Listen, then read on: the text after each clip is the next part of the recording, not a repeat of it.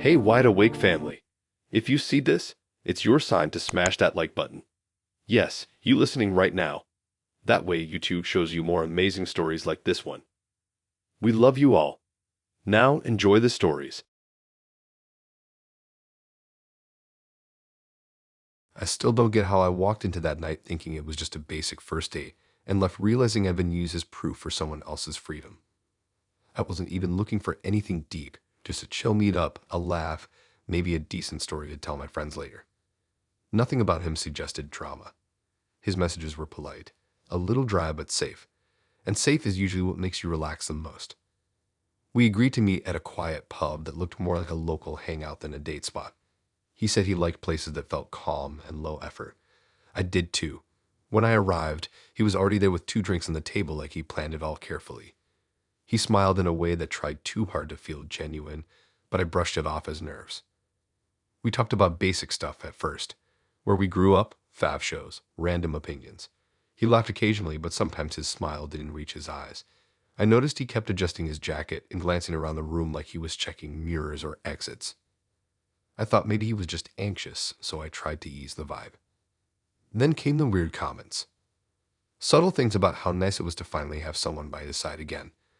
Comments about consistency and how important stability is for him right now. It felt oddly intense for someone I'd known less than an hour, but I didn't want to judge too fast. Maybe he'd just been through a rough patch. He suggested a walk outside to get some air. The night was cool and quiet, street lamps casting soft circles on the pavement. We walked slowly, and he started talking more seriously about wanting a fresh start and how he made mistakes before. Again, vague but heavy. Then he asked if I'd mind walking a bit closer, said he wanted to look like a normal couple for a minute. It felt random, but I didn't think too deeply. I shrugged and stepped slightly closer, hoping to keep things casual. That's when a car pulled up suddenly and stopped a short distance away. 2 people stepped out. Not dressed like cops, but not casual either. One clipboard, one folder, both with calm but focused expressions. They walked straight toward us like they knew exactly who we were. My pulse picked up instantly. He stiffened beside me. The taller one greeted him by full name. The way they said it wasn't friendly. It was controlled. Official. Then they glanced at me and gave a polite nod like they were noting my presence, not acknowledging me as a real person. He swallowed hard. I noticed his shoulders tense. His eyes flicked briefly to mine like a silent plea. They started asking questions about his living situation, routine, personal support. Words like compliance and check-in floated through the air, and then I heard it. Relationship status. He answered before I even realized what was happening. He said I was his partner. My heart jumped so hard it felt unreal. Partner. I stood there stunned, staring at him while he continued nodding and confirming details like we'd been together for months. How long we'd been seeing each other. That we were serious. That I was helping keep him steady. I barely remembered my own name in that moment. They asked if I felt safe with him, if I was aware of his conditions, if I knew what he had to follow. Conditions. That word stuck in my mind with a bitter taste. They mentioned parole. Parole. The second it left their mouths, everything snapped into focus. The intense comments. The rushed closeness. The walk timed perfectly. The way he tried to shake the scene into something specific. I wasn't a date. I was a prop. I was the image he needed to show stability, to satisfy supervision, to convince them he had his life together. They explained in calm tones that regular checks were required and that demonstrating consistent support was part of his release terms. They asked me if I was aware of his past, and I honestly had no idea what to say. My mouth stayed dry. My eyes locked onto him as if he might finally say something real. He didn't. He just kept nodding like everything was fine. Like this entire setup wasn't built on a lie he created 5 minutes before they arrived. The people checking him made notes and asked final confirmations. They reminded him of upcoming check-ins and mentioned that consistency mattered. I just stood frozen while the reality sharpened painfully. He had planned his date around their visit. He had timed my presence to match their arrival. I wasn't there because he liked me. I was there because he needed proof. After they left, silence dropped heavy around us. The night air felt colder than before. He let out a long breath like the pressure had finally lifted, then turned toward me with that same forced smile. I couldn't even speak. My chest ached with shock and confusion. The noise of the street suddenly felt loud and distant. I pulled back instinctively, needing space. He tried explaining calmly, saying he didn't mean to lie, that it was complicated, that he just needed someone to vouch for a normal-looking relationship.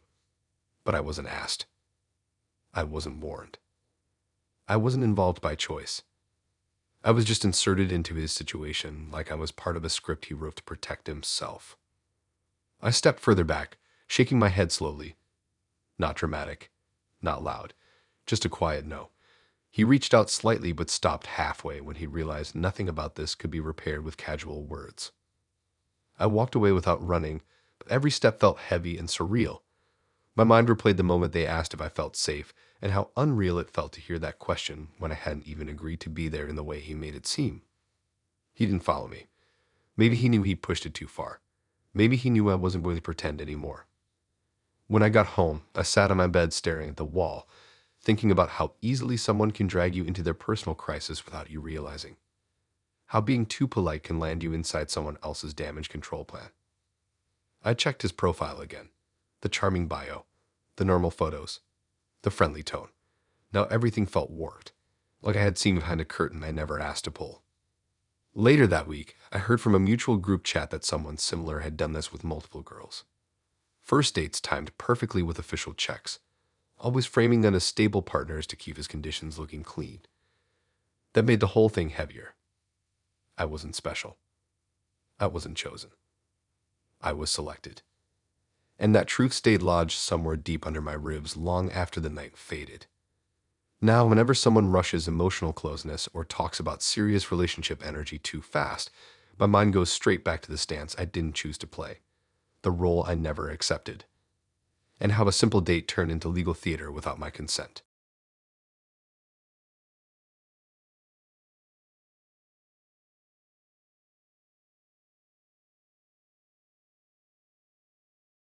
I don't think I've ever had a night flip that fast in my life.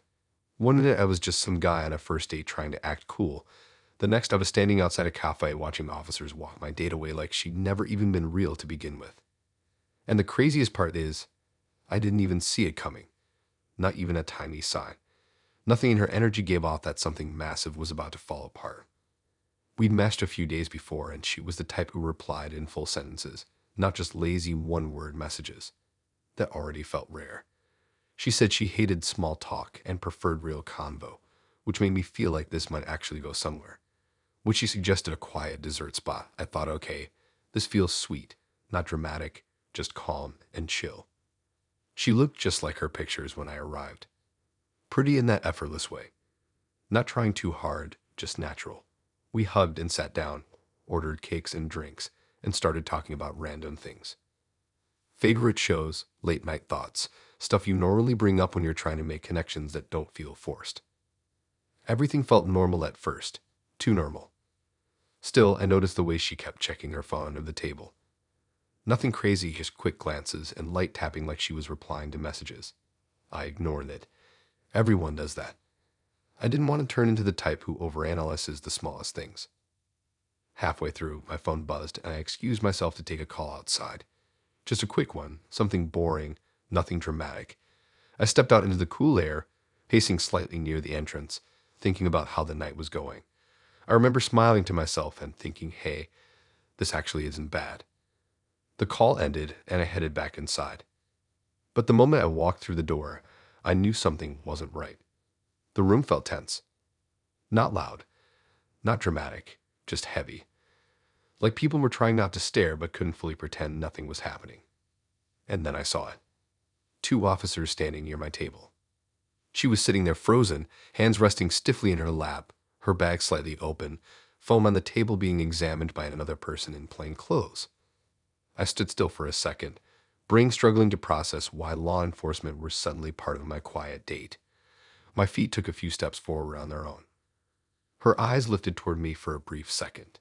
Not scared, not apologetic, just empty, like someone who already knew how this moment ends. An officer gently blocked me from approaching, asking me to wait nearby. Confusion slammed through my chest. I nodded slowly, trying to focus on what was actually happening in front of me. They reached into her bag and pulled out more than just one phone. Another device, then another. Different screens lighting up as one of the officers tapped through them. Their expressions shifted from neutral to serious fast. I noticed the names flashing on one of the displays. Not her name. Different female names. Profile pictures that looked familiar but not quite right. Bios that sounded oddly polished. Location data with timestamps. Identity swapping. My heart dropped deeper with every second. She wasn't just on a date. She'd been using fake profiles. Multiple ones.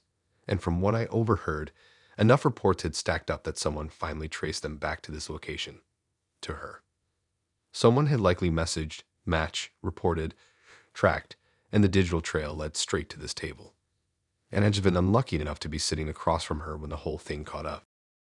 An officer quietly asked if I knew her full name or anything beyond the app. I shook my head, still trying to hold on to reality. I barely knew her middle name, let alone the fact she was running an entire network of fabricated lives online. They lifted her phone screen again, showing hidden folders, stored profile images, usernames changing constantly, messages exchanged pretending to be different women at once.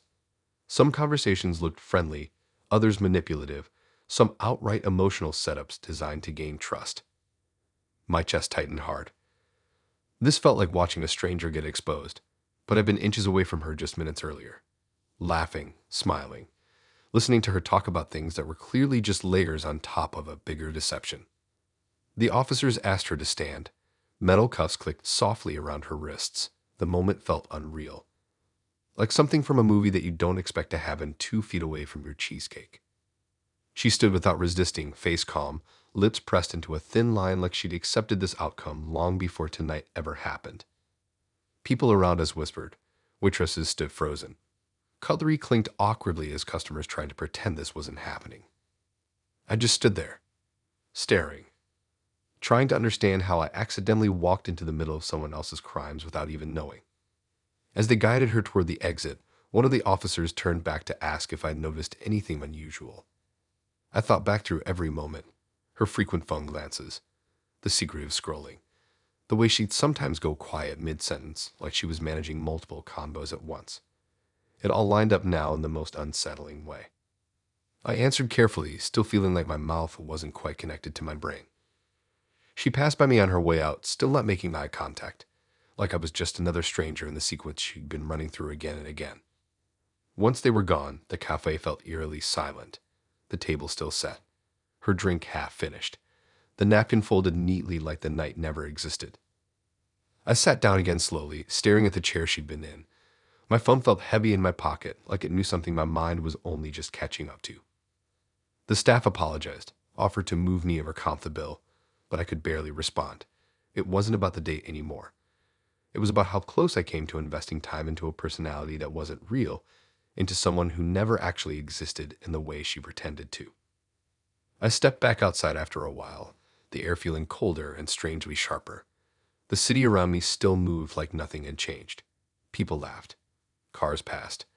Normal life carried on while I stood there replaying the unreal scene. Later that night, curiosity got the better of me, and I searched some of the usernames I remembered seeing. The results were disturbing. Screenshots. Warnings. Anonymous posts. Stories from men who'd fallen into emotional traps, lost money, trusted too quickly. All tied back to variations of the same identity. The same patterns. The same style of communication.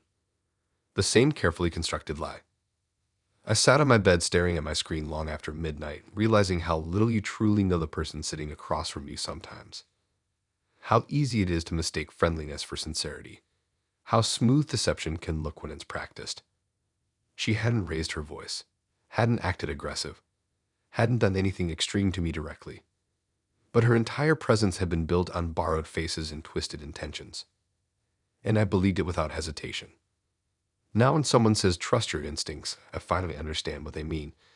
Not because you always feel danger, but because you never know what someone might be hiding behind a smile that feels a little too calm.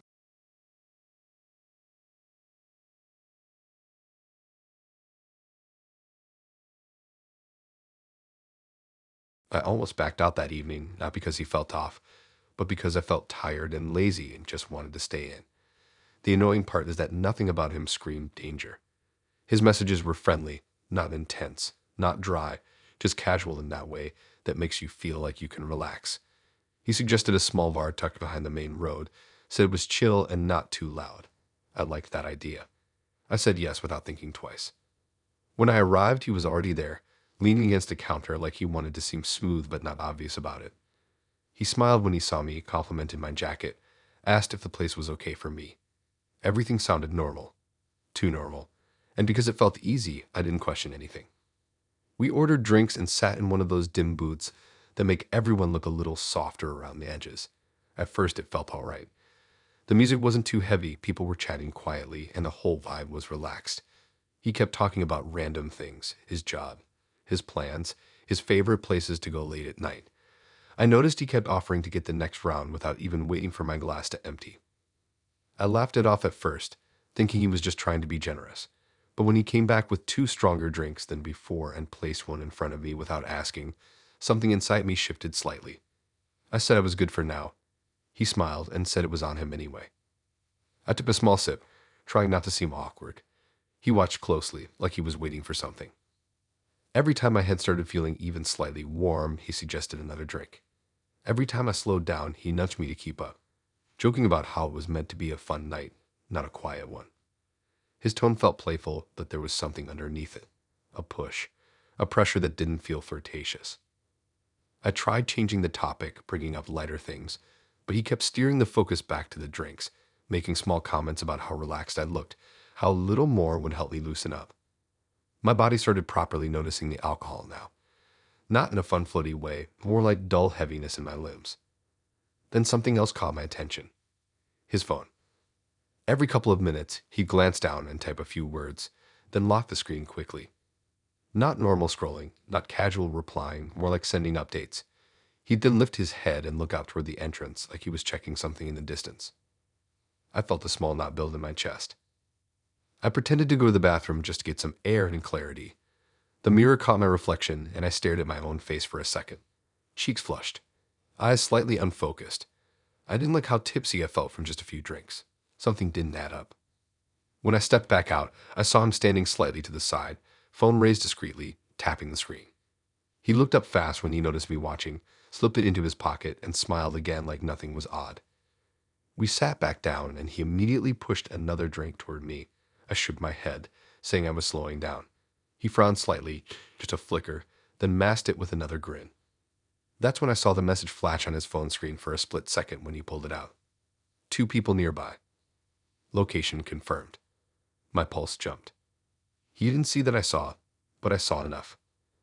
My body sobered at the exact same time panic started creeping in. I avoided taking another sip and shifted closer to the end of the booth, giving myself more space. He kept glancing around casually, eyes scanning the entrance and windows like he was waiting for someone to arrive or confirm something. A few minutes later, 2 men stepped outside the bar entrance, pretending not to look obvious. Leaning against the wall, checking their own phones, glancing inside occasionally like they were monitoring the space. My throat went dry. He looked at his phone again, typed briefly, and then nodded to himself. That motion alone made my stomach twist. This night was no longer about getting to know each other. It was about positioning, tracking, something grim and intentional. I leaned back and watched the window reflection, noticing how the men outside paced slowly, still lingering close. He tried acting normal, still talking, still asking questions, but his body language screamed distraction. His focus wasn't on me, it was on timing. My heart started pounding harder. I pretended I needed to step outside for fresh air. He immediately jumped up to follow, saying he'd come with me. I refused casually and said I'd be right back. His jaw tightened slightly for a second before he nodded. The moment I stepped outside, the atmosphere shifted. The 2 men standing nearby looked directly at me for just a little too long. Not curiosity. Not innocent. Assessing. Scanning. My entire body went tense. I glanced back through the glass and saw him messaging rapidly now, eyes intense, posture sharp. He wasn't worried I'd left. He was updating them. I turned and walked fast in the opposite direction, heading toward a brighter part of the street. I heard quick footsteps behind me. Not his. Theirs. My breath shortened. I ducked into a nearby convenience store, pretending I just needed something. The fluorescent lights felt harsh but safer. I kept my phone in my hand, ready to call for help if they followed inside. They hovered a few seconds by the entrance, then backed away, retreating to where they could still see the bar. I watched them through the window, heart hammering. He stepped outside moments later, face slightly confused, scanning the area. His eyes searched for me first, then checked his phone again, then looked at the men like something hadn't gone right. That confirmed everything. He wasn't concerned for me. He was confused about coordination. I stayed in the store until I saw the men drift further away, then quietly told the cashier I felt unsafe. They nodded and moved me behind the counter briefly until a security guard from the adjacent property came over. I explained everything in broken, shaky pieces. The man, the drinks, the messages, the waiting strangers. Police were called not long after. When they arrived, the group outside scattered fast, trying to blend into foot traffic, but the description I gave was enough for officers to locate them nearby. He was still by the bar, pretending to smoke like he hadn't been orchestrating something minutes before. He was pulled aside, questioned, phone checked, message history opened. Whatever was inside it clearly told the story. He didn't meet my eyes once. I sat on the curb wrapped in a thin blanket staff had offered me, trying to steady my breathing, staring at the street where those strange eyes had followed me. The chill I felt wasn't just cold. It was realization. Realizing how easily someone can attempt to turn you into a destination instead of a human being. The night slowly cooled down, traffic quiet again, lights softer, but my nerves stayed sharp long after everything ended. I replayed the early moments when he kept pushing drinks toward me, the way my body started feeling slower than normal, the way his focus never truly locked onto me. He wasn't trying to connect. He was trying to locate. Sell. Direct. And the wild thing is, if I hadn't noticed that tiny message flash, that tiny shift outside the window, I wouldn't have left when I did. That thought stayed with me harder than anything else. Now I double-check my drink, my surroundings, the tone behind words. And whenever someone insists a bit too much on keeping them company while you're already not feeling right, I don't ignore that quiet signal anymore. Because sometimes you're not being taken on a date. You're being handed over.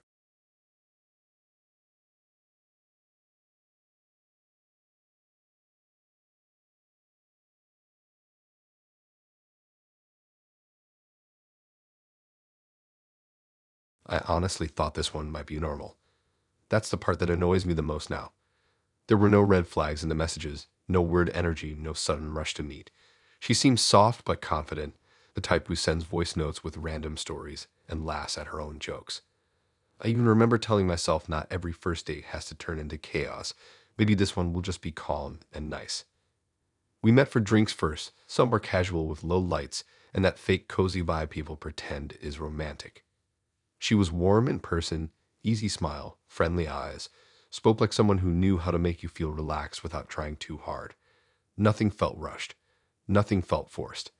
I let my guard down without realizing I just handed it over. She suggested heading back to her place after, said she'd have playlists she wanted to show me and it was quieter there. I agreed, still thinking this was just another chilled night. I wasn't expecting anything major.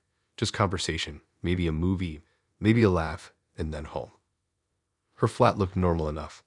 Second floor, soft gray walls, plants on the windowsill, a big mirror in the hallway. Faint smell of vanilla. She moved around comfortably like it was a space she fully controlled, like she brought people here often but never said it out loud. We sat on the sofa, music playing, talking about nothing and everything. She asked questions, I answered. I asked back, she smiled. The vibe felt relaxed, like two people just getting to know each other without pressure. That's what made it easier for my brain to ignore the small odd things I noticed at first. She excused herself to grab drinks from the kitchen, and that's when I stood up and wandered slightly, just stretching my legs like people do. I wasn't snooping. I wasn't searching. I was just moving. I turned slightly and saw it. The wall, covered in photos. Not art, not scenery, not cute memories. Faces. Printed headshots of men arranged in uneven rows, some slightly overlapping, others pinned carefully with colored marker lines connecting them. Small handwritten notes beside each one. Dates, words, Observations. My stomach dropped. I stepped closer, heart starting to pound in a way that didn't feel normal. The closer I went, the more details I saw. Names, little comments like too trusting, rushes things, it's attached quick. And then I saw my own face, my profile picture, pinned near the middle, with a messy handwritten note next to it. Easy one. My throat went dry. I stared at it in disbelief, like my brain refused to process what my eyes clearly saw. That wasn't just coincidence. That wasn't some weird decor. That was evaluation, categorization, a system. My photo wasn't new either. It had a slight crease, like it had been there waiting long before I stepped through the door. I stepped back slowly, pulse racing, the background noise of the music suddenly feeling distant and warped. My reflection in the nearby mirror looked pale, eyes fixed, jaw tense. She walked back and casually holding glasses, smiling like everything was normal. And then she froze for half a second when she noticed where I was standing. Just long enough for me to know. She hadn't meant for me to see it yet. My voice felt stuck in my chest. I couldn't even pretend nothing was wrong. My gaze stayed on the wall. Her smile stiffened slightly, then softened again like she was deciding how to spin the moment. She tried to laugh it off at first, moving toward me slowly, body language calm, but the confidence felt forced now. Like someone trying to smooth over a secret that shouldn't have been exposed. My heart kept hammering as I took in more of the wall. Some faces had extra notes under them, deadlines, phrases like push harder, drop sympathy line, offer fake comfort. The words made my skin crawl. This wasn't flirting. This was targeting. This was planning. She turned human beings into categories, chances, marks, patterns. And I just walked into her space like I was special. I backed away instinctively, needing distance. She noticed the shift immediately and tried to reassure me without actually explaining anything real. But her words felt hollow, like the fake softness people use when they're caught. My mind replayed the earlier messages, her tone, the way she replied at specific times, the casual way she steered conversations into certain topics. It all unraveled in my head like a script being exposed. I wasn't a date. I was a file. I didn't want to stay there another second. My chest felt tight, my palms sweaty, my body alert. I grabbed my jacket without even fully explaining myself and stepped toward the door. She followed slightly, not aggressively, more like someone trying to maintain control after losing it. As I reached the door, my eyes flicked back to the wall one last time. Dozens of faces. Dozens of stories probably shaped into something they never agreed to. I opened the door and stepped into the hallway, the cool air hitting my face like clarity. My heart still hammering, but my legs moving fast on their own. I didn't look back. The sound of the door closing behind me felt like a hard reset. Outside felt unreal. Street lights glowing. Cars passing. People living normal lives while I had just stumbled out of someone else's twisted system. Halfway home, my phone buzzed. A message from her. Soft words. Confusion disguised as concern. Pretending like I'd misunderstood, like I imagined everything. I didn't respond. There was nothing to say. I already knew what she meant by easy ones. She'd written it loud enough on the wall. Later that night, curiosity got the better of me, and I searched her name deeper online. What came up made my stomach twist even more. Complaints. Comments. Silent warnings from men who felt used, manipulated, pressured. Stories that never fully lined up, but all carried the same pattern. Small emotional traps. Gentle manipulation. Calculated trust building. The kind that makes you question your own judgment. I lay on my bed staring at the ceiling, replaying the image of that wall again and again. The way my photo sat there so casually like it had always belonged. The way she smiled like she didn't just plan an entire narrative around me. The scariest part wasn't how organized it was. It was how calm she seemed doing it. Like it was routine. And that thought stayed glued to my mind long after the night ended. Now, anytime someone says come over, my brain flashes back to that wall. Because sometimes you're not being welcomed. You're being added to a collection.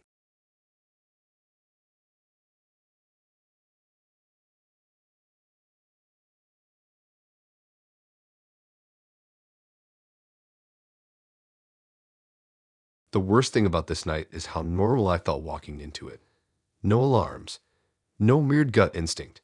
Just the usual excitement mixed with a bit of nerves, the kind you get before meeting someone you hope won't turn into another awkward memory. He looked friendly in his photos, not fake perfect, just approachable. I even remember telling my friend this one seems chill before I left the house. We met at a small late-night diner near the edge of town, the type of place that still plays old tunes and smells like fries no matter what time it is. He was already there when I arrived, sitting by the window, smiling like he was genuinely happy to see me. We hugged lightly, ordered food, and started talking like normal people trying to figure each other out. At first, everything felt fine. He laughed at my jokes, asked about my job, made little comments about how nice the place looked. Nothing stood out, just regular vibe. I relaxed. My shoulders dropped. My mind settled into that calm zone where you think, okay, maybe this will actually be decent. But then I noticed something tiny. A small dark square clipped near the top of his hoodie. Not part of the fabric. Not decorative. Positioned too carefully to be random. It was barely bigger than a button, but looked deliberate. I didn't mention it immediately.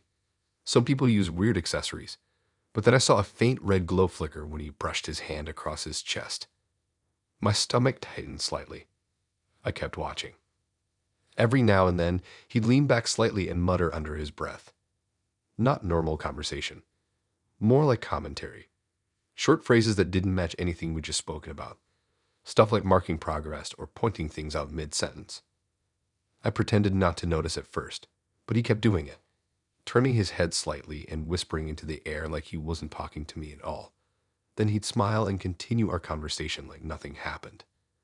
The disconnect made my skin crawl. I leaned forward subtly to get a better look at the device on his chest. It definitely wasn't just decoration. The lens caught the diner lights for a split second.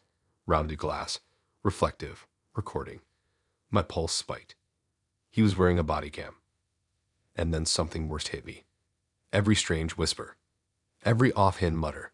That wasn't random. He wasn't talking to himself. He was narrating. But not for me. I started observing him more closely. The way his eyes flicked around the room before saying certain things. The small pauses between sentences. The sudden compliments that felt timed. Structured. Too intentional. Like someone had told him exactly when to say them. He'd nod slightly and drop comments that felt more like strategic moves than natural words. Every reaction calculated. Every response timed. That's when I realized something I didn't want to believe. This wasn't a normal date. This was a demonstration. I subtly reached for my phone and opened my camera, pretending to check a message while aiming it slightly toward his chest. Zoomed in. There it was. A wired mini device clipped beneath the hoodie seam, barely visible unless you knew exactly what to look for, and attached to it, a tiny transmitter just beneath the fabric. He tried to hide it through layering, but not well enough. My hands felt cold. I glanced at his phone sitting face down beside his plate. A faint buzz happened and he lifted it slightly, tapping the screen quickly before setting it back. A follow-up whisper crackled out of his mouth again. Short. Controlled, like he was updating someone live. And then I caught a sentence that made everything inside me drop. He commented quietly on my reactions, the way I leaned in, the way I laughed, the way I sat. He wasn't talking to me. He was reporting on me. I tried to keep my expression neutral while my mind raced. I leaned back slowly and paid attention to my surroundings.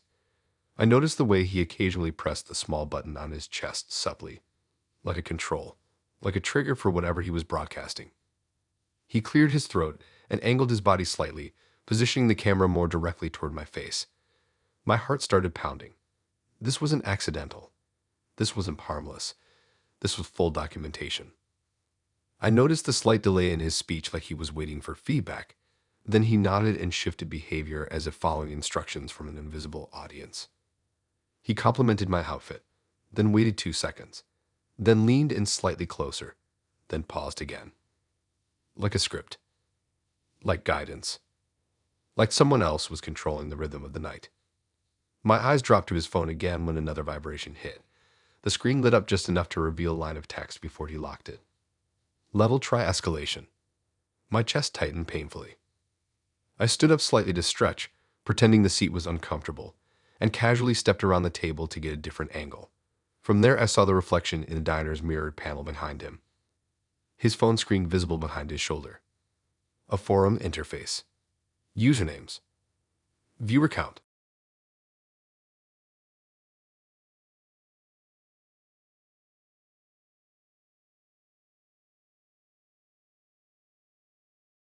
The way she pitched it made it sound almost flattering, like she saw something creative in me. She said she loved photography and wanted to capture real energy, not stiff poses or fake smiles. I remember thinking, wow, this could actually be fun and different instead of the usual awkward dinner and forced laughter. That should have been my first warning, honestly, but I didn't listen to that little voice. We met through a normal dating app, nothing out of the ordinary. Her vibe was calm, confident, the type who knew what she wanted without being overly intense. She messaged like someone who had done this a few times, but still made it feel personal. When she suggested the shoot idea for our first meet, she made it sound harmless and chill, just some photos, then coffee after. She sent the location, and it wasn't some random alley. It was an open park near an old industrial area, the kind of place people go for edgy Instagram pics with broken brick walls and long shadows. I arrived early, slightly nervous but also curious, and she showed up a few minutes later with a camera bag slung over her shoulder like she actually knew what she was doing.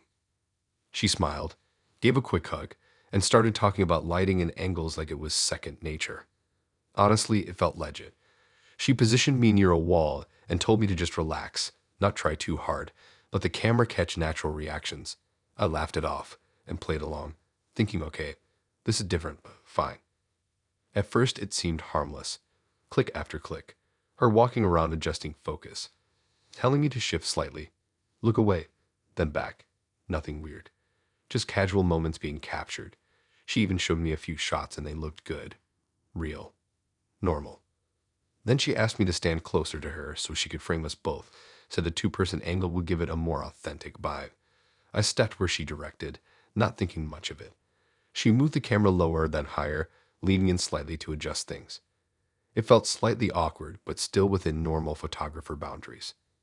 That's when I noticed her phone propped on a small tripod off to the side. The screen was on. Recording. I thought maybe she was doing behind-the-scenes content, which people do sometimes. Nothing major. But as the shoot went on, her movements started to feel more directed, more deliberate, closer than necessary. Her instructions became more specific. Position your hands like this. Stand here. Lean slightly. I went along because I didn't want to overthink it, but something felt off. Not physically uncomfortable, more like the entire setup was being controlled a little too tightly. Then a stranger appeared. A guy walked up from the path, looking straight at us, phone already out, filming. I frowned, confused, and stepped slightly away. She didn't stop him. Didn't react. Didn't question why he was recording us. She just kept taking photos like this was normal. My chest tightened. I glanced back at her phone screen and saw another name at the top of the recording interface. A live connection. Comments flashing faintly. Tiny reactions popping up for people who clearly weren't meant to be silent observers. This wasn't just photography. This was planned. Before I could process a response, she suddenly stepped back and changed her posture completely. Her face hardened. Her tone shifted. Her voice no longer playful. She started acting distressed. Stepping away from me like I had crossed a boundary I hadn't even touched. Raising her voice slightly. Hands shaking dramatically. The guy filming moved closer, capturing everything. I froze, confused beyond belief. Another person appeared from behind the wall, also filming. My heart started racing hard. My mind grasped for logic, but none appeared. I backtracked mentally through every move I'd made, every step, every word. Everything I'd done was normal, respectful, safe. But suddenly, the narrative in front of me wasn't about photos anymore. It was about accusation. Her body language screamed panic, even though my hands had never even reached toward her. She turned slightly to the camera and said things that immediately painted me as the threat while she stood there like the victim. I tried to reason with her, but nothing I said matched the scene she was now crafting. The people filming reacted strongly, whispering to each other, nodding like they already believed the story they were capturing. I felt sick. This wasn't misunderstanding. This was construction. Within minutes, the situation escalated. Phones everywhere. People watching from a distance. Whispers. Judgment forming in the air. And then she stepped even further back, acting like she needed space from someone who had supposedly harmed her. But I hadn't. I never even touched her. Then the messages started appearing on my own phone. Unknown number. Screenshots. A demand. They claimed they had footage of me behaving inappropriately and that they could take it to the authorities or spread it online unless I paid to make it disappear. Money. Silence. Protection from a story I never created. Extortion. My entire body turned cold. I glanced around and realized the moment she started acting distressed, the camera angles changed. They zoomed in on my facial expressions. Every confused reaction captured. Every movement wanting to be twisted into something damaging. This wasn't a surprise moment. This was a setup. A performance designed to break me into pain just to protect my name. She stayed exactly where she needed to be, eyes down, pretending to overcome emotional stress while the others circled like they were capturing dramatic proof. It was all scripted in real time. I stepped back slowly, heart slamming, trying to maintain composure while noticing how clean the coordination was. The positions, the filming, the timing. Nothing spontaneous about it. I told them I was leaving and turned away quickly, ignoring the way my hands trembled. I didn't care how suspicious it looked. I just wanted distance, safety, clarity. I walked straight to a nearby cafe and explained everything to the staff, who immediately contacted authorities. My voice felt shaky, but I forced every detail out. Times, positioning, the filming, the threats. When police arrived not long after, the atmosphere shifted fast. The group who had surrounded me scattered values of normal instantly. She dropped the distressed act the second she realized it was no longer in her favor. Officers questioned everyone, examined phones, checked footage. The supposed narrative she tried to build couldn't hold up in front of real evidence. The inconsistencies piled up fast. It became clear this wasn't her first time. Multiple reports were already on file linked to similar pattern behavior. Staged situations, false claims, emotional manipulation, digital coercion. She stood there expressionless as her role unraveled, not scared, just annoyed that it didn't work. The cameras that once felt powerful now felt like nothing more than proof against her own scheme. I left that place hours later, exhausted, mentally drained, but relieved. Not because the situation was resolved perfectly, but because the story had been stopped before it could twist my whole life apart. For days afterwards, my hands felt tense every time I picked up my phone. Every notification made my chest tighten. Every stranger felt just a little less safe. I didn't sleep well. My thoughts replayed the moment her tone changed. The shift from playful to accusing. The way the room snapped into performance mode so quickly it felt unreal. This wasn't heartbreak. This wasn't awkward dating history. This was targeted manipulation wrapped inside charm and staged creative work. And the wildest part is that I almost thanked her for suggesting the shoot. Now, anytime someone pushes for something overly unusual on a first date, I pause. Not out of fear, but awareness. Because sometimes the camera isn't there for memories. It's there for leverage.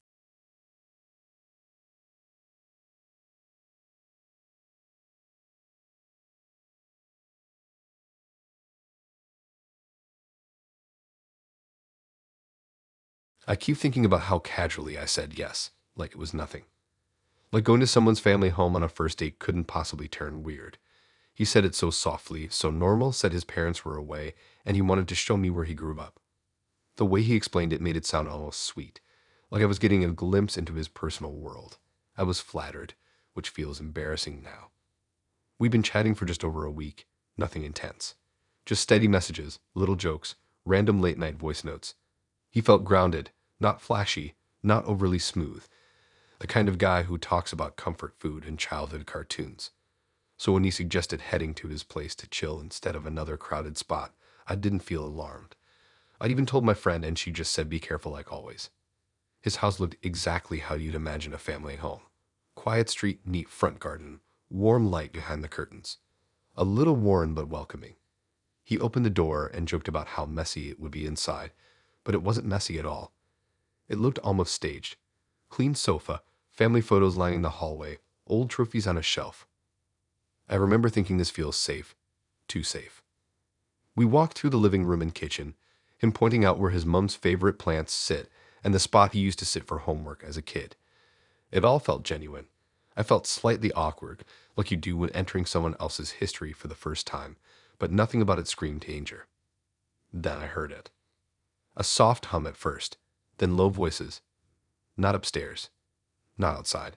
Below. I paused slightly, my eyes flicking toward the stair door at the end of the hall. He laughed and said it was probably just the boiler, but the sound didn't match that at all.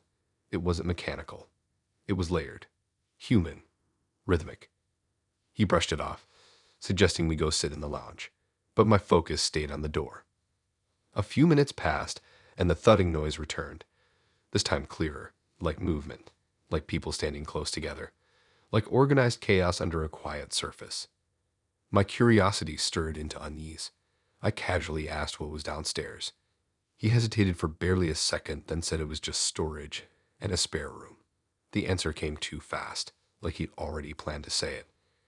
We sat on the couch, music playing quietly and trying to keep things light, but I couldn't shake the feeling. Everything above looked normal, yet something blunt dragged my attention below. Another wave of sound drifted up, then laughter. Deep, rough, unfamiliar. He noticed my distraction and tried steering the conversation elsewhere. I nodded, but my heart beat slightly harder. Eventually, they stood up and said I needed to use the toilet. He pointed to the upstairs bathroom, but my feet moved toward the basement door without entirely deciding to. He didn't stop me. He just watched silently, as if hoping I wouldn't touch it. My hand hovered over the handle, then slowly pulled it open.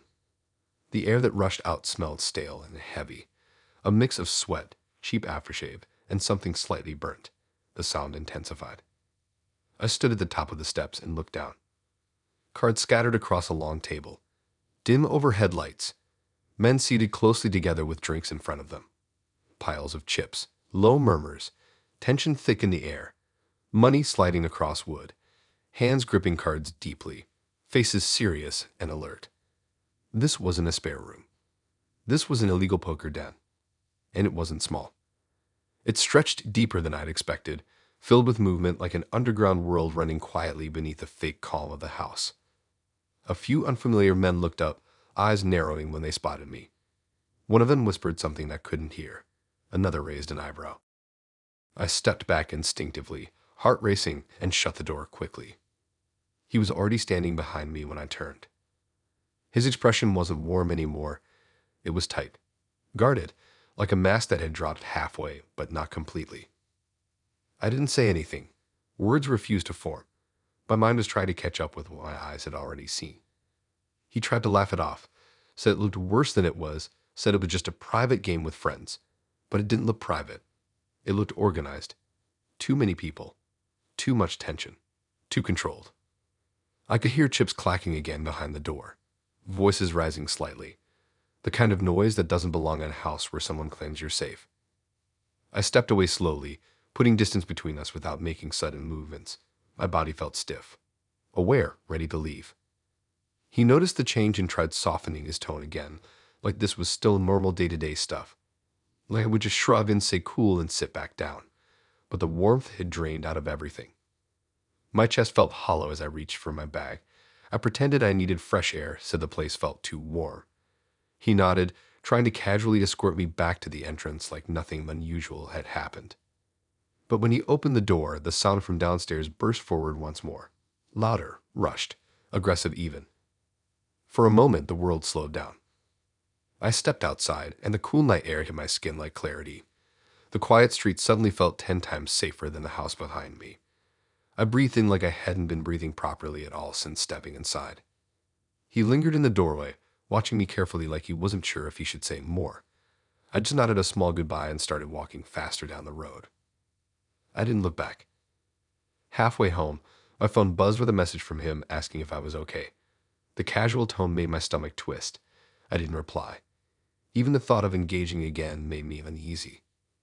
Later that night, blue lights flickered across the street outside my window. Not for me, for his house. Sirens faded in the distance and curiosity made me glance out. 2 police cars parked near the end of the block where his house stood. Several officers moving briskly. Neighbors gathered at a safe distance, peeking at what was unfolding. Somewhere beneath that warm family home, a real world had been hidden behind polished smiles and quiet gestures, and I had walked straight into the entrance. The next morning, I scrolled through the local social page and saw a blurred image of the same house mentioned in a post. Rumors about an illegal gambling situation uncovered. Multiple people detained, reports filed, warning signs. My heart sank, not from fear, but disbelief. How close I'd come to being part of something way darker than a bad first date. Now, whenever someone casually suggests going back to their place too soon, I remember the weight of that basement door, the stale air, the quiet pressure of men gambling behind thin walls. And I no longer ignore the soft instinct that says something isn't right.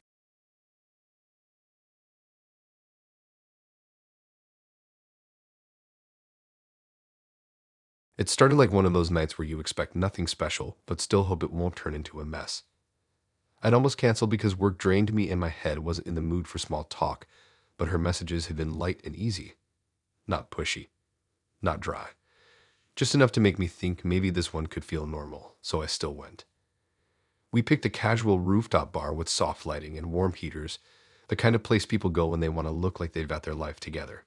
She arrived a few minutes after me, smiling wide, acting friendly like we'd already settled into something comfortable. She looked confident, like the type who always knows what she's doing even when she doesn't. Conversation flowed well at first. Jokes landed, little stories about childhood and weird habits. She laughed easily, made eye contact, touched her phone now and then like most people do without thinking much.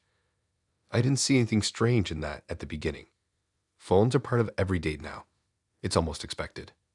But after the second drink, I noticed a pattern.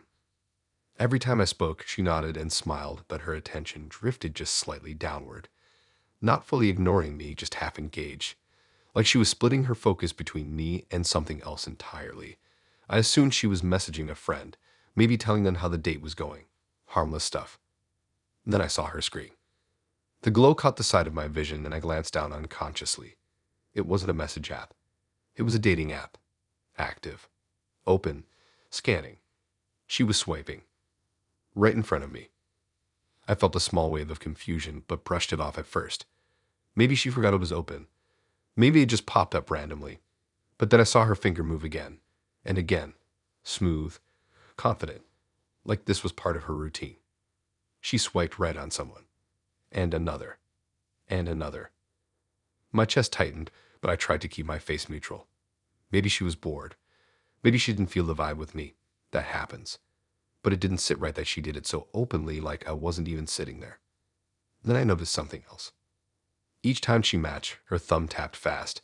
Screenshot, swipe, screenshot, swipe, screenshot. She wasn't just matching, she was collecting. I leaned back slightly, now fully watching the screen without her realizing I'd picked up on it. Profile photos, bios, distance info, small details, and every time there was a new match, she instantly saved their profile. My stomach dropped deeper. This wasn't casual swiping, this felt planned. She'd glance up at me, smile, draw a comment about the music or the drinks, then return her focus to the screen like she got a second world operating side by side with this one.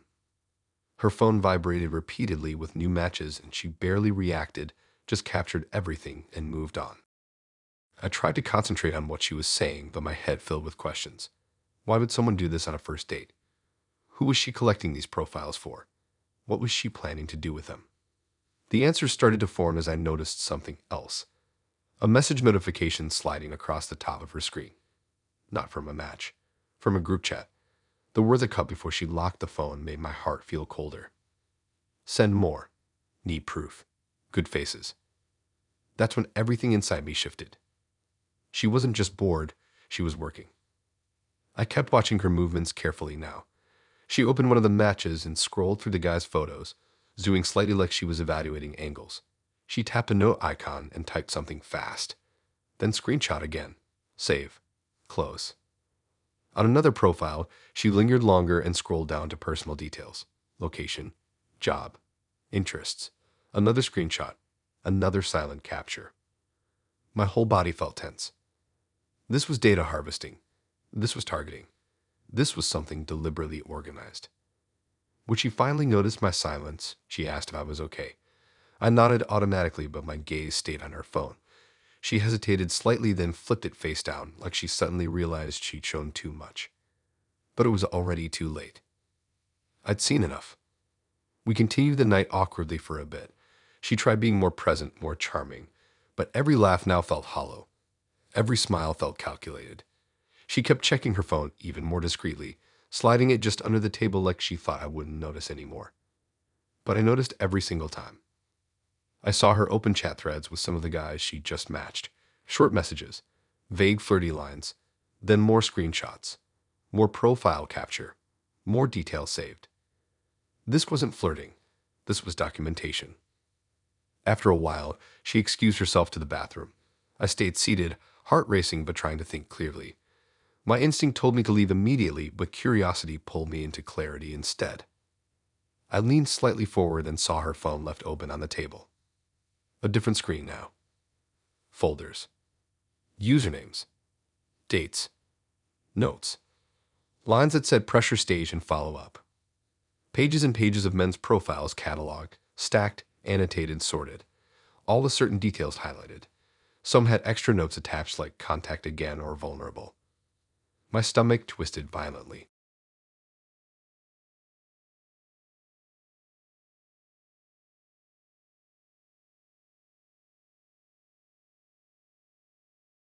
I didn't even hesitate when I agreed to meet him. He felt normal from the start, not overly charming, not distant, just soft enough to make me feel like this date wouldn't turn into another awkward story I'd joke about later.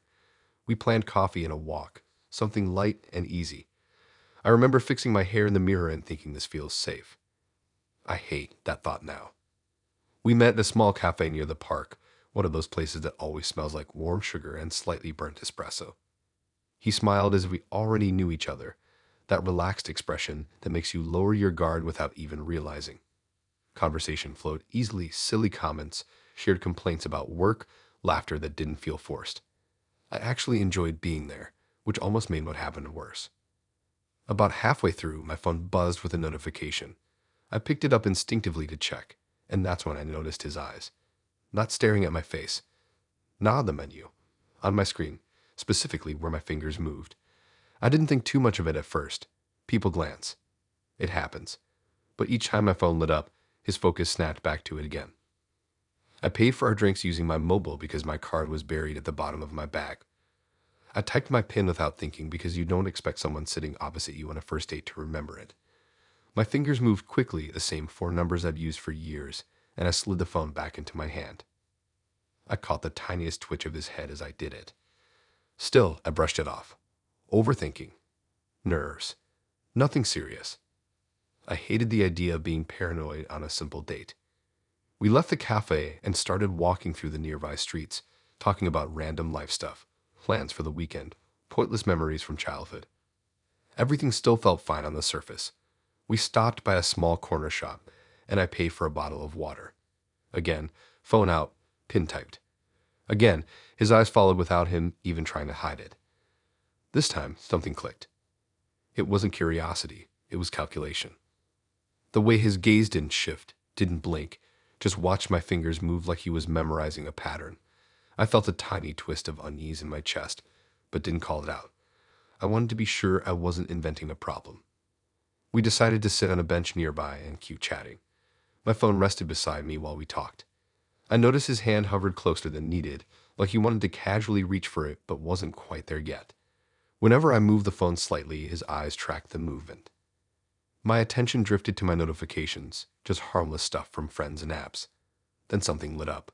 A banking notification. My heart jumped. He noticed it instantly. I didn't say anything, just locked the screen again and placed it face down between us. His posture shifted slightly, like disappointment disguised under casual body language. A few minutes later, he excused himself, saying he needed to grab something from a nearby shop. I nodded, staying seated, scrolling absent-mindedly while keeping my phone close. This is where the real problem started. My screen suddenly turned on. Not from my touch. A soft vibration, a failed PIN attempt. I stared down, confused, pulse spiking immediately. Another attempt, then another. The pattern didn't match my usual typing, but I knew exactly what was happening. Someone was trying to unlock my phone.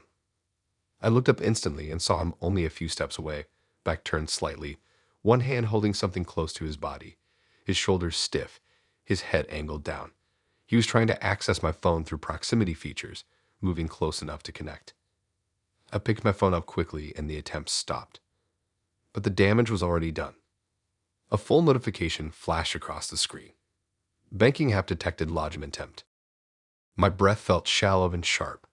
My grip tightened around the phone as I stared at him walking back, wearing the same relaxed smile like nothing was off. Like he hadn't just tried to access my personal money in real time. He sat down, still calm, still smooth, still pretending. I felt my heart racing so loudly that every word he said faded into background noise. This wasn't a date anymore. This was someone quietly trying to take advantage. I forced myself to stay steady. I didn't want to confront him in the open where he could spin the story. So I changed my pin right there, pretending to scroll through messages while my fingers moved fast under the screen. He watched again. But this time I didn't feel nervous. I felt alert. He noticed the shift and tried to steer the conversation back to normal, asking questions, joking, laughing slightly too hard. His eyes kept flicking between my face and my hands, watching, assessing, recalculating. I didn't want to stay there another second, but I also didn't want to slam the moment and make a scene without support around me. So I stood and told him I needed the bathroom inside the cafe again. He nodded too quickly, saying he'd wait. Inside, my hands were shaking badly. I locked my phone properly, disabled quick access, signed out of the banking app fully. A new wave of nausea hit when another notification popped up showing failed access attempts from an unknown location just seconds ago. He had been trying even when I wasn't directly beside him. That thought stayed stuck in my chest like cold air. I went straight to the counter and quietly explained the situation to staff. Not loudly, not dramatically, just clear enough that they immediately understood this wasn't harmless. Their expressions darkened and they motioned to security without making it obvious. When I stepped back outside, he was still seated, scrolling normally like this was still just casual time together. But his relaxed act didn't last long. Two staff members approached him and asked him to step aside. He looked surprised for a split second before trying to brush it off. Then a police car pulled up near the curb. I watched from a short distance as they spoke to him, checking his phone, checking the activity history, comparing timestamps. His posture shifted from confident to stiff, his voice silent, but his jaw tight. My phone lit up again in my hand. Suspicious login blocked successfully. My stomach twisted. I felt exposed, like someone had tried to step inside a private space without permission simply because they thought they could. It wasn't just about money. It was the confidence behind it. The casual, calculated way he watched my fingers, tracked my movements, tried to break into my livelihood while sitting inches away pretending to care. After questioning him, they returned with his phone still in hand. The officer confirmed what I already knew. He'd done this before. Used fake dates as a way to study habits, gather pins, observe behavior. Not for connection. Not for conversation. For quiet theft. He left with them. No apology. No explanation to me. Just frustration that he didn't succeed. I stood there for a while watching the space where he'd been seated at the bench that held someone who almost took advantage right under my nose. Later that night, I changed every single password I had. Updated security questions, enabled extra protection, checked my banking app until my eyes hurt, and even though nothing was taken, the feeling stayed. Someone had tried to walk inside my life like it was open season. Now every time I unlock my phone in public, I turn slightly away, not in fear, just awareness. Not because everyone is dangerous, but because some people don't come for your heart. They come for access. And sometimes they smile right before making the attempt.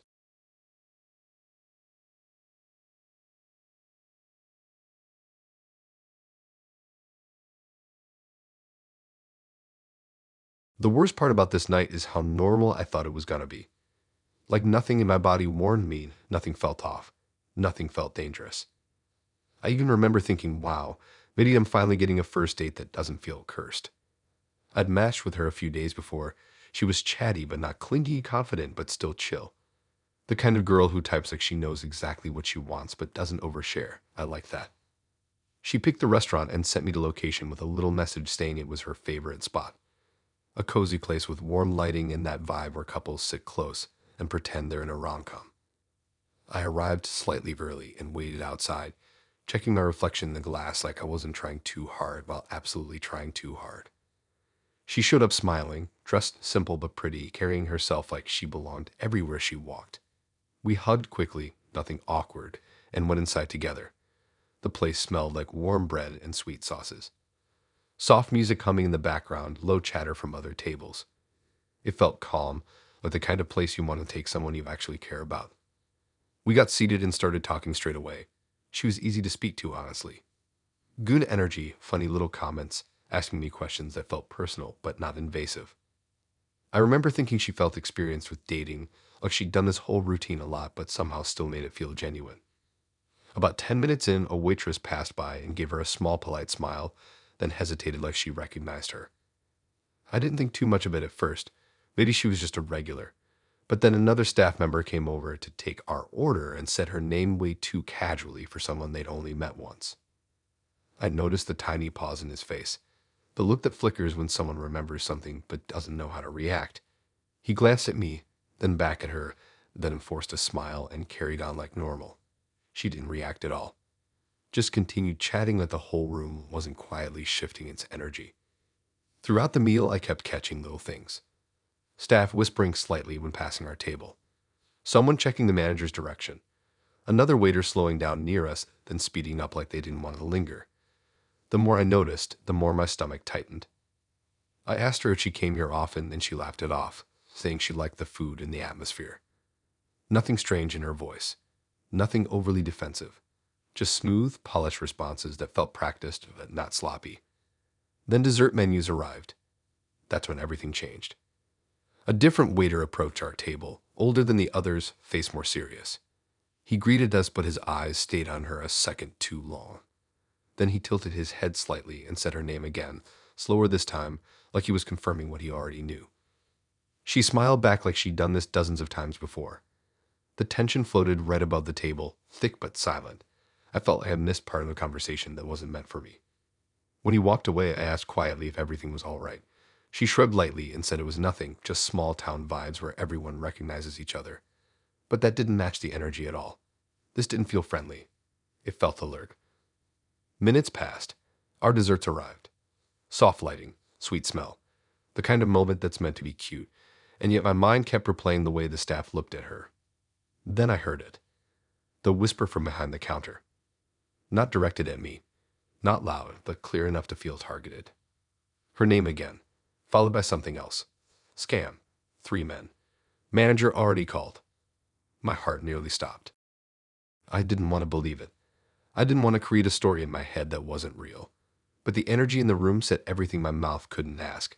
I kept watching the staff now, and their movements felt deliberate, controlled, watchful. She continued eating like nothing was happening. Still smiling, still making comments, still acting like this night was any other. Her confidence was unsettling. Either she didn't care or she knew exactly what she was doing. I noticed her phone screen light up with a message, but she flipped it face down before I could see it. Something about her body language shifted slightly, like she sensed time was running out. Then the front doors opened and 2 officers stepped inside. The entire restaurant went quiet in that instant way where sound suddenly feels heavier. People looked up, spoons paused midair, conversations cutting off. One of the waiters immediately pointed toward our table with a nod so subtle most people wouldn't catch it. My heart started racing as they walked closer. She didn't move at first. Didn't flinch. Didn't even look surprised. They stopped beside the table and spoke softly but firmly. She listened like someone being told what they already knew was coming. She glanced at me for the first time with something close to annoyance, not fear. Like I was just part of the situation rather than someone she cared about. I sat there frozen while they explained she was being questioned in relation to previous reports. Something about financial manipulation, false stories, fake emergencies, emotional pressure. They said 3 men had already come forward about being scammed by her in different ways over several months. My stomach dropped further with every word. They asked me a few questions too, about how we met, how long we'd been talking, if she'd asked for money or favors. I shook my head, still trying to process that I was sitting opposite someone who'd already pulled this routine on others before me. She stood up calmly, adjusted her jacket, and walked away with them without making a scene. No tears. No anger. No attempt to deny anything in front of me. Just silent confidence like she'd already moved on mentally. The restaurant slowly returned to noise, but the atmosphere never felt the same. People whispered. A few glanced at me with sympathy. Staff gave me free water and asked if I was okay. I didn't know how to answer that properly. I just stared at the empty chair she'd been sitting in. A chair that didn't belong to a hopeful first date anymore. Just evidence I'd walked into someone else's pattern. Later, when I stepped outside, the night air felt weirdly cold and sharp. My phone buzzed, but I ignored it, my mind replaying tiny moments from earlier. The way she complimented my jacket, the way she laughed at my jokes, the way she stayed so calm when everything finally caught up to her. Part of me felt lucky. Part of me felt stupid. Mostly I just felt unsettled that someone could smile so easily while living off chaos they caused for other people. No dramatic lesson came from it. No big emotional breakdown. Just a quiet awareness that not every date is built on honesty and not every charm is genuine. Sometimes you're just the next person sitting across from someone everyone else already warned about.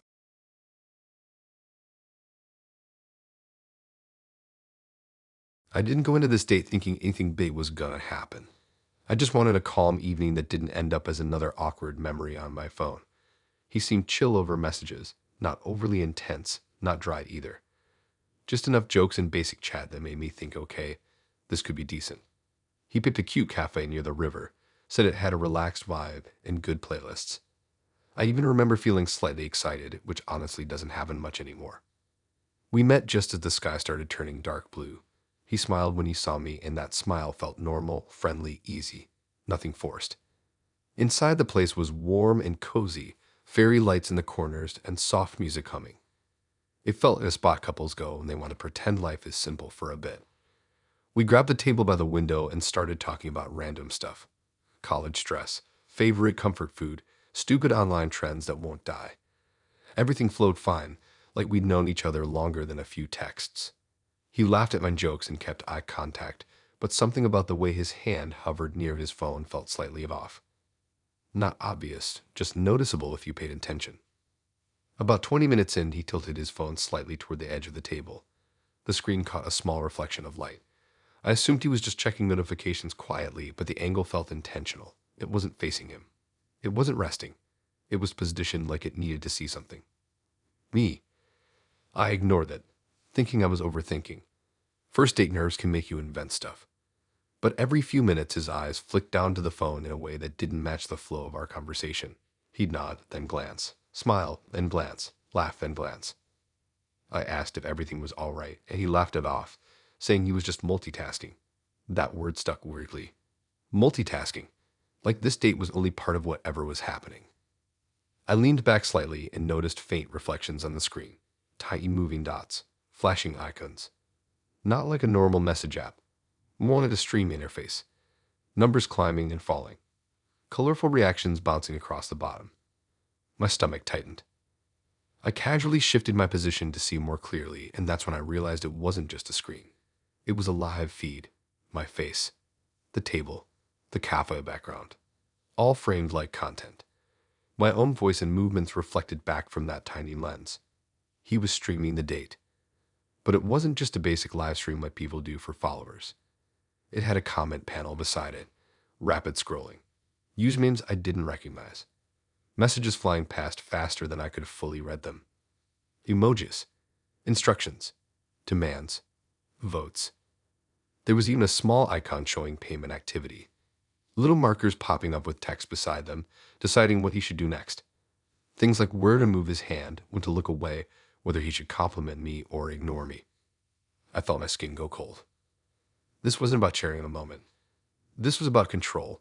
An audience watching every second and literally paying to influence his behavior toward me like I was part of some weird interactive experiment.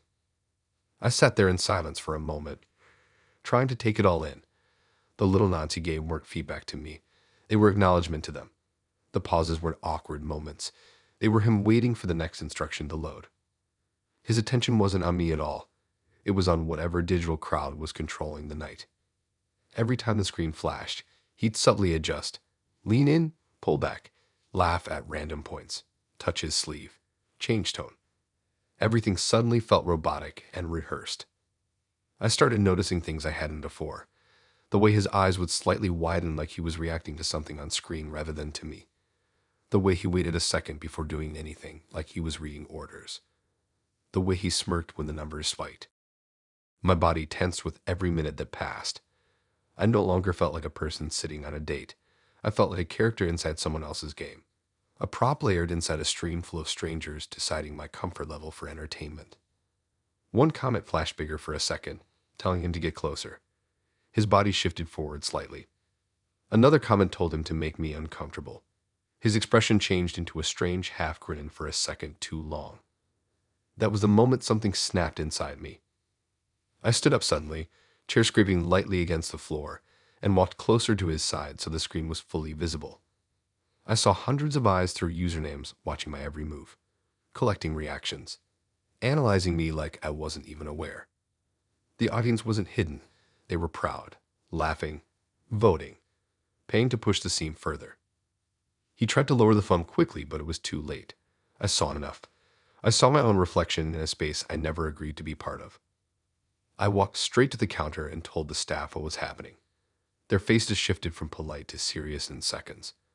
One of them followed me quietly back to the table, while another moved toward the manager, eyes sharp, alert. He noticed the shift and tried to play it off, tilting the phone away and smiling like nothing big had happened. But the staff member stood firm, watching his hand closely, watching the screen. Security got involved quickly. Questions followed. He tried to minimize it, tried to make it seem harmless, but the screen still glowed with proof. Still alive, still feeding reactions. The cafe vibe changed instantly. Whispers floated around us. People turning their heads. The calm energy completely broken. The same place that felt soft earlier now felt tense and exposed. Soon after, police arrived. They examined the phone, the app, the payment system behind it. The whole setup wasn't some silly stunt. It was organized, profitable, deliberate. He'd done this many times, with different girls, collecting money and attention by letting strangers guide his actions in real time. I sat to the side, arms wrapped around myself, heart still pounding. Everything felt slow and unreal. My mind replayed the smallest moments. The eye contact, the hand movements, the way he laughed at random. Nothing about it had been real. He was escorted out while still trying to adjust his mask of charm, but it had fully cracked. The calm smile replaced with frustration and embarrassment. Not once did he actually look sorry. Not once did he acknowledge how invasive it was. Just annoyed the show ended early. I stayed a little longer just to steady myself, sipping water with shaky hands, staring at the empty chair opposite me like it held the ghost of a person who never existed. The night outside felt colder than before. Walking home, every reflection in shop windows made me feel weird.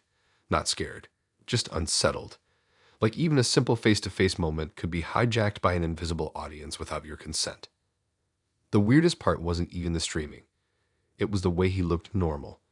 How easily someone could laugh with you while being controlled by strangers on a screen. How calm he felt while turning a human interaction into a performance. No dramatic ending came after that. No big closure. Just me lying in bed later staring at the ceiling trying to process how close I came to being completely played for content without ever agreeing to it. And the most disturbing part was knowing he probably scrolled for another match the same night.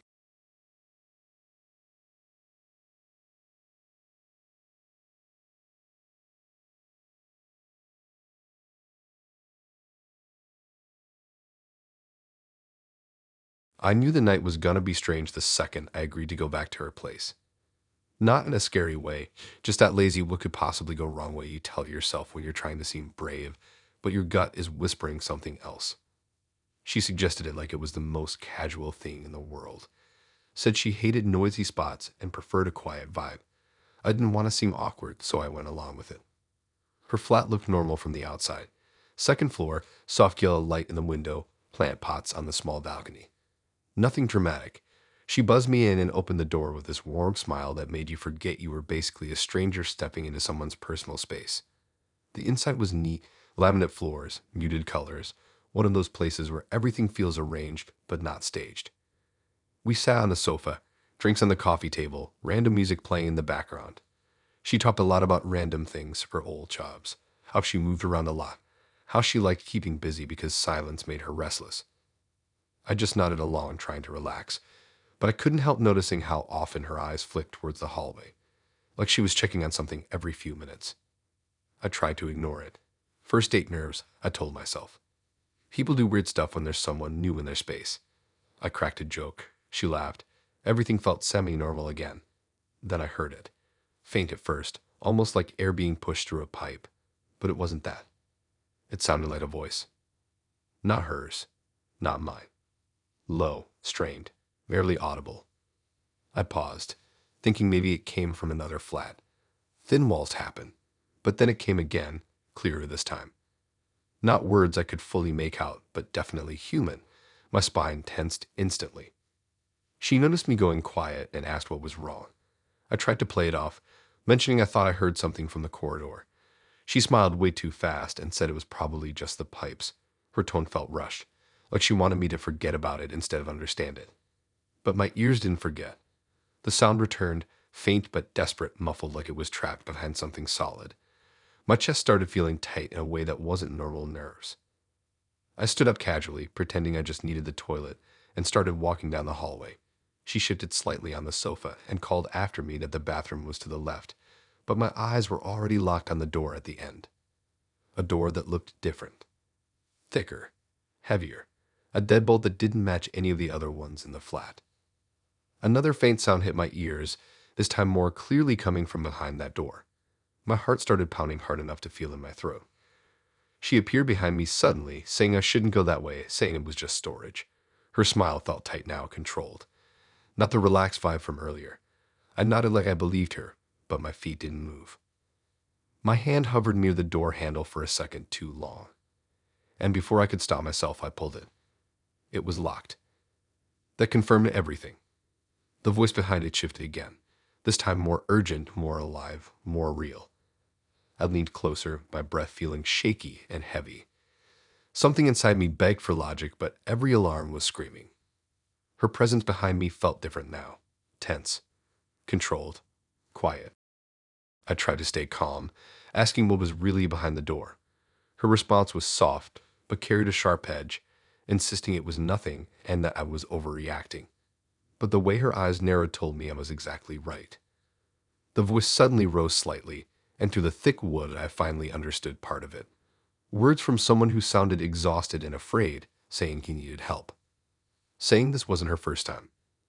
My stomach dropped so hard it felt unreal. I stepped back from the door slowly, turning my head towards her. Her face had dropped the friendly mask completely. There was something blank there now, observant, almost patient. My body moved before my brain could even process a plan. I backed up into the hallway, eyes still on her, my heart racing so violently I thought I might actually pass out. She didn't try to rush me, didn't shout, didn't grab, just stood there watching like she was waiting to see my next move.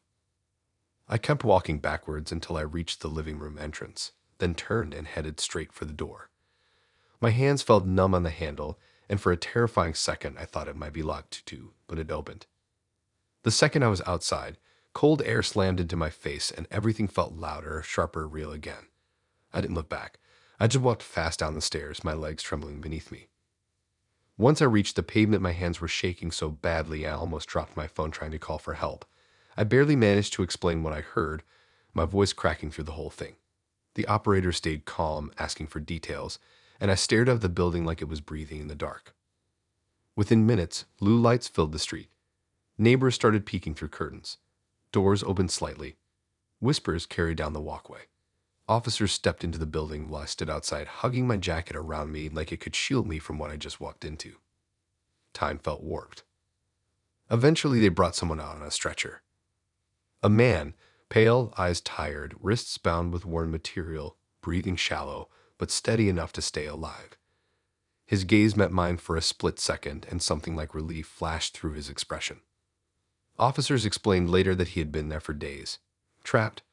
Selected through a series of online dates like some pattern she had repeated before. They were investigating earlier reports that never fully connected until now. She was escorted out moments later, face blank and unreadable. No struggle. No emotion. Just silence. Like her version of normal had been shattered, and she didn't care who witnessed it anymore. I stood there numb, trying to understand how close I came to becoming the next quiet voice behind that door. How all the smiles, the jokes, the casual invite had been part of something much darker than any bad date story. Later that night when I got home, every shadow in my room felt heavier. Every sound from the hallway made my heart jump. Not because I was dramatic, but because I realized how easily someone can hide a whole nightmare behind a welcoming face. I didn't sleep much. Every time I closed my eyes, I saw that door, heard that voice, remembered the lock. And the scariest part wasn't even her. It was the thought of how normal it all looked right up until the moment it wasn't.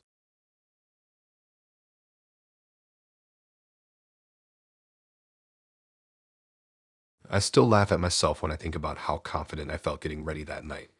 I remember standing in my room like, yeah, this one feels different. This one feels chill. This one isn't gonna be a disaster. I even wore my favorite jacket, the one I only bring out when I want to feel cute, but not like I'm trying too hard. I told my friend where I was going, mostly as a normal safety thing, not because I actually felt unsafe. I honestly thought it was just gonna be a couple drinks and maybe a funny story to tell the next day. He suggested this little bar tucked between two closed shops, one of those places with fairy lights in the windows and fake plants hanging over chalkboard signs. From the outside, it looked cozy and low-key, exactly the vibe I like for first dates. He was already there when I arrived, leaning against the brick wall, scrolling through his phone. Tall, clean outfit, relaxed smile. Nothing sketchy at all.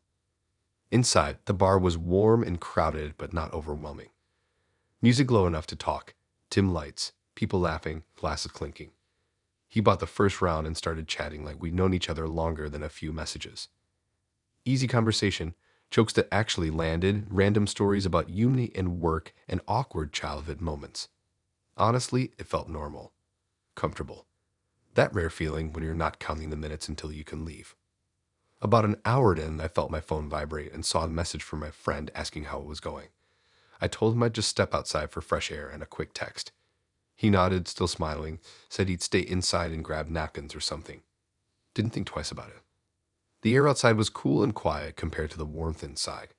Streetlights lined the road, cars parked both sides, everything calm. I leaned against the wall and replied to my friend, telling her it was actually going well for once. I stayed out there a bit longer, just enjoying the silence, listening to distant traffic and music leaking from the bar. After a minute or two, I realized he'd still not come back yet. Not a big deal, but something made me glance down the road towards the parked cars. I don't even know why I looked. Instinct maybe, habit, curiosity, and that's when I saw him. He wasn't on his phone. He wasn't walking back to the door. He was crouched next to a car about 4 spaces down, but slightly up, shoulders hunched, movements quick and careful. His back was to me so I couldn't fully see what he was doing, but something metallic flashed in his hand. My first thought was maybe the car was his and he dropped something. Then I noticed the gloves. Black tight, the kind you don't just casually wear for a night out. And then his other hand came into view, holding a crowbar. My stomach dropped so hard it felt like someone had kicked the air out of me. He slid the crowbar between the window and the frame, twisting it like he'd done it 100 times. A faint crack echoed through the quiet street. I froze completely, phone still in my hand, brain refusing to accept what my eyes were showing me.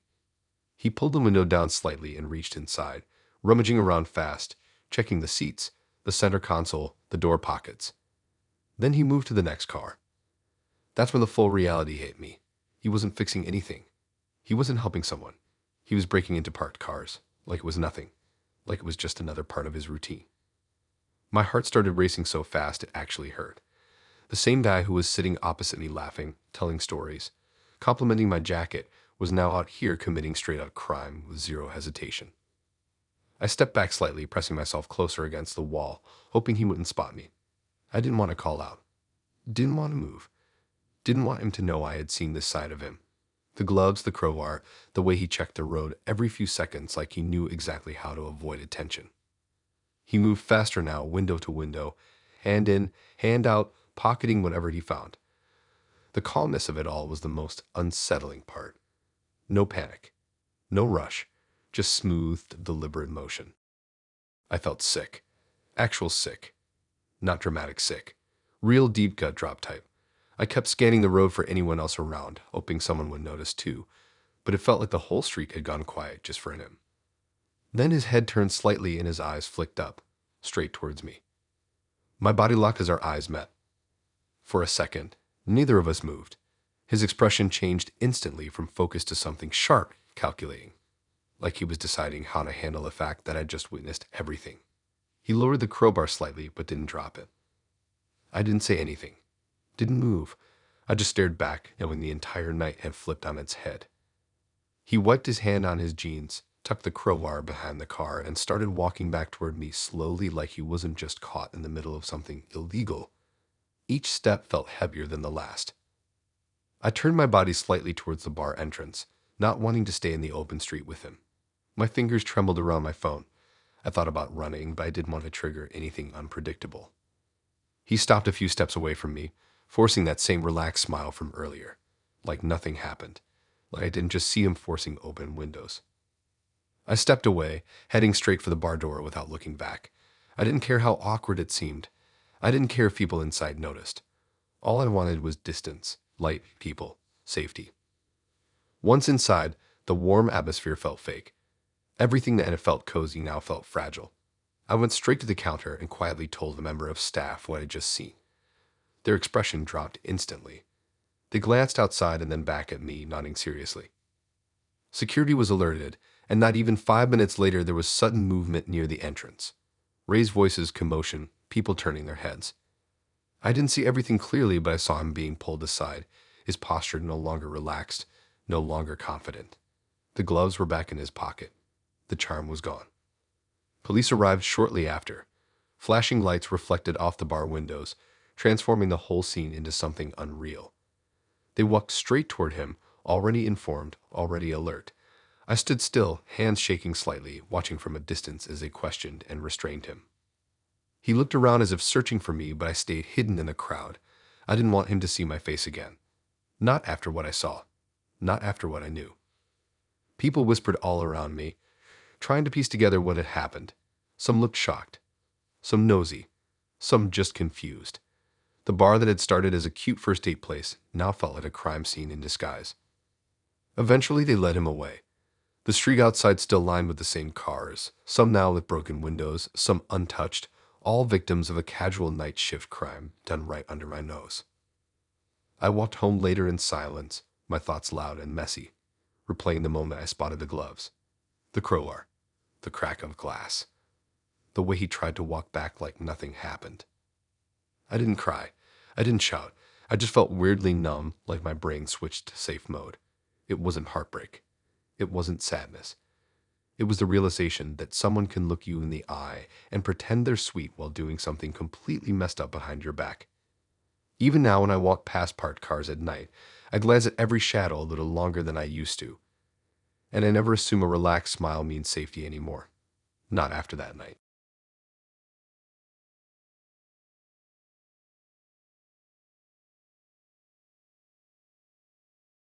I didn't walk into that day thinking anything would go sideways. In my head, it was just another first date that might end in awkward silence or a friendly hug goodbye. Nothing dramatic, nothing movie level. She pitched it as something creative, said she had access to a small studio and loved taking photos, claimed it would be fun and different from a regular cafe meet. I actually thought it sounded kind of cool. Different enough to feel exciting, but not weird enough to say no. She sent me the address, and it wasn't some sketchy back alley situation. Proper building, clean entrance, even a small sign for shared creative spaces. I showed up nervous but curious. She greeted me with a bright smile and that confident energy that makes you feel like she already knows exactly what she's doing.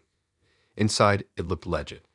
Plain walls, soft lighting, camera equipment sitting around, tripods, a small backdrop. Every detail sold the illusion. She explained that she liked capturing natural moments because they felt more real. That should have been my first moment of pause, but I brushed it off, thinking she just meant casual photos for fun. She positioned me by the backdrop and started taking shots almost immediately. Not rushed, just constant. Click after click, angles shifting, lights adjusting. She barely spoke while doing it, just focused and precise. At first, it felt like a mini photo shoot. Awkward but fine. She laughed a little now and then, told me to slightly turn, tilt my head or relax my shoulders. Time passed faster than I realized. Maybe 30 minutes, maybe longer. I didn't care too much until I noticed something on her laptop screen behind the camera.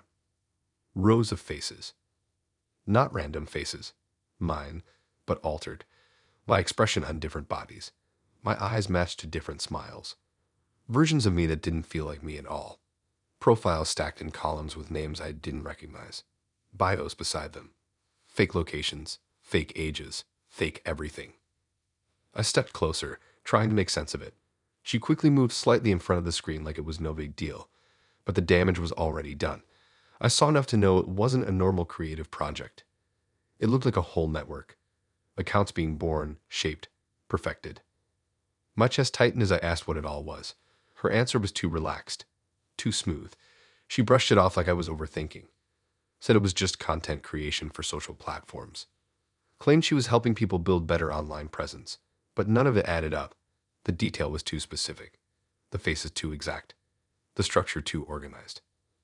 Then I noticed folders on the side of the screen, labeled with numbers, dates, usernames.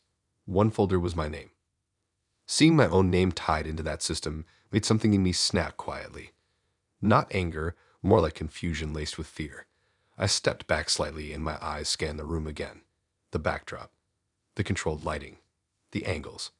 This wasn't about fun photos. This was production. Before I could even properly process it, the door to the studio swung open hard and another guy stormed in. His face looked tired and furious at the same time, like someone who had been chasing answers for weeks and finally found them. He saw me standing there and his expression shifted into something like pity mixed with panic. It hit me instantly. He wasn't here for her. He was here because of what she had done. He started pointing at the screen, at the fake profiles, at the altered versions of himself that matched his face too perfectly. His presence felt like proof that my suspicion was real. She tried to play it cool, tried to redirect the situation, tried to make it sound normal. But everything about the room now felt exposed. He kept scanning the monitors, showing screenshots on his phone of conversations that were never him. Profiles that ruined his relationships. Pages that twisted his identity. It clicked. She wasn't just using me for content. She was using me to create versions of me for dating apps. Deepfake profiles. Manipulated faces matched with scripted personalities. She was multiplying people, crafting digital ghosts that walked around as me without my consent. My stomach dropped to a whole new level. The guy talked about how this fake profile had been messaging strangers, building connections, messing with people's emotions, leading them into situations that destroyed his reputation. None of it done by him. All of it spinning out of control through her screen. I looked at the camera, then the laptop, then the rows of data. I wasn't on a date. I was a model for fraud. She tried to explain her twisted logic, saying it was part of a creative project, claiming it helped people test trust or explore identity. But nothing about it felt artistic. It felt calculated, robotic, empty of any care for the real humans attached to those faces. I stepped away from the backdrop, suddenly aware of how many times I'd just been captured for something that could ruin my life. My face now belonged to a system I never agreed to be part of. I imagined conversations happening right now using my name, my image, my expression, all fake. The guy pulled out his phone and said he had already contacted authorities. Said this wasn't her first victim and definitely wouldn't be her last if someone didn't stop it. His voice wasn't aggressive. Just exhausted and angry in a way that felt familiar to someone who had already lost something. Minutes later, the studio door opened again, this time with uniforms filling the space. Serious faces. Quiet assessment. They inspected her equipment, her drives, her system. She looked smaller now. Not powerful. Not composed. Just someone caught in their own web. They started asking me questions, and I struggled to answer properly at first. Everything felt blurred. The fact I'd willingly walked into this space, smiled, posed, joked, all while being harvested for a fake identity network. It left a weird taste behind everything. They took her aside as they continued checking devices. The walls that looked normal earlier now felt like they knew too much. Every shadow felt heavier. Every reflection felt slightly altered, like even my own face couldn't be trusted anymore. The guy who showed up gave me a look that said everything without saying anything. Part warning. Part apology for involving me in a mess I never chose. A connection formed in that shared understanding. Not friendship. Just silent recognition of something messed up. Eventually, they let us both leave. I stepped back onto the street and felt like I needed to double-check my own reflection to confirm it was still mine. The sky looked too normal for what just happened. Life kept moving even when mine felt paused. Later that night, I searched my name online and found profiles I never made. Pictures I never uploaded. Versions of me talking to people I'd never met. I reported everything I could, but the thoughts stuck like glue. How many people had already seen a version of me that wasn't real? How many stories attached themselves to my face without my say? I didn't cry. I didn't scream. I just sat there staring at my phone, wondering how something that started as an innocent date slowly turned into digital theft. And the craziest part is, if I didn't notice that laptop screen, if that guy didn't burst in when he did, I might have walked out thinking it was just a creative evening.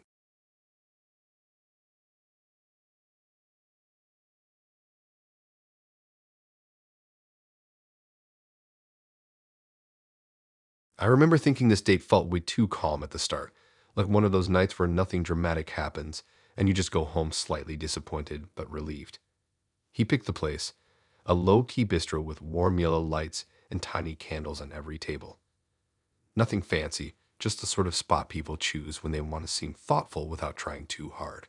I told my friend where I was going anyway, just in case, but I wasn't expecting anything weird, just food and awkward laughs. He was already seated when I arrived, scrolling on his phone with that half-focused look people get when they're pretending to wait patiently. He smiled when he saw me and stood up like a gentleman, which almost felt rare these days. His voice was smooth, friendly, a bit rehearsed, but not creepy. He complimented my outfit and joked about how dating apps make everyone feel like they're in a reality show. I laughed because it felt true. We settled in, ordered drinks, and started talking about random everyday stuff. School stories, favorite late-night snacks, how cringe some online trends are. He seemed relaxed but also weirdly observant, like he was paying close attention to every expression on my face. I brushed it off as interest. Maybe he was just trying not to mess up. The place filled up slowly around us, glasses clinking, soft music humming somewhere in the background. Everything felt normal. Slightly awkward, slightly cute, the kind of first date you'd almost forget by the weekend. Then I noticed his hand shift under the table. At first I thought nothing of it. Maybe adjusting his leg, maybe dropping something.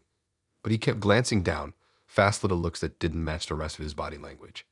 His face stayed calm, but his eyes had this flicker of focus that made me watch closer. I shifted slightly and saw the faint glow of a screen reflecting off his wrist. My stomach tightened. He was definitely holding his phone under the table, angled in a way that didn't look random at all. I tried to convince myself he was just checking messages, but the position of his hand didn't make sense for that. It was angled upwards, pointed towards me, and the glow kept pulsing like a camera adjusting focus. My heart started racing slowly, like it realized before my brain fully accepted it. I casually leaned forward, pretending to fix my shoe, just to change my angle. That's when I saw it properly. The camera lens aimed right at me, hidden between his fingers recording. My skin went cold. Not panic cold, more like when you realize you just stepped way out of safety zone. I straightened back up, trying to stay calm while my thoughts began spiraling. Why would he record me? What even was the point? I tested it again by shifting in my seat and saw the lens move with me slightly. Tracking, following, deliberate. I felt embarrassed, exposed, and angry all at once. No one agreed to be filmed, especially not like that, and not on a first date with someone who barely knew my name outside a nap. I didn't call him out straight away. Instead, I started paying attention to everything else. The way he kept sneaking looks at the screen. The way he smirked sometimes when I laughed or looked away. The way his posture stayed oddly tense, like he was focused on performing more than connecting. As the evening stretched on, I began noticing tiny hints that something else was happening. His phone buzzed quietly, and he kept glancing at notifications, quick flashes of comments and icons I couldn't fully see. One of them looked like a live stream interface. Another had writing that mentioned challenge and test. My stomach sank further. Then his phone volume briefly let out a tiny sound, like someone reacting on the other side of the screen. Not the restaurant, not the music, something digital, something watching. That's when it hit me. This wasn't just some weird personal recording. This felt planned, organized, like content, like one of those sketchy online trends people do for views. But this felt darker than a simple prank. I glanced toward the waiter and then back to him, his hand still under the table, still filming, still pretending nothing was happening. My patience snapped quietly inside. I stood up calmly, pretending I'd spotted someone I knew across the room. As I passed him, I angled my body just enough to clearly see his screen. What I saw made something twist hard in my chest. My face, on his screen. Live. Small comments flooding in beside the video. text saying loyalty test, caption something about reactions, something about whether I'd look at another guy walking past or stay focused on him. I was being turned into a performance, a judging tool, entertainment.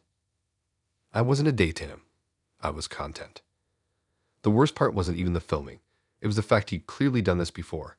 The app layup showed multiple saved videos, different faces, different women, different settings, all tagged with similar words. Test, truth, reaction, prove it. I stepped back and my pulse spiked. My breath felt tight, but I refused to give him the dramatic response he probably wanted. Instead, I walked straight to a staff member and quietly told them what was happening. Their expression changed instantly. Within minutes, the mood in the restaurant shifted. A manager approached. Another staff member stood near our table observing his movements. He noticed the change and finally lifted his head, face twitching like his plan just went wrong. He tried to hide the phone, but it was too late. Security stepped in, asking him to stand and explain.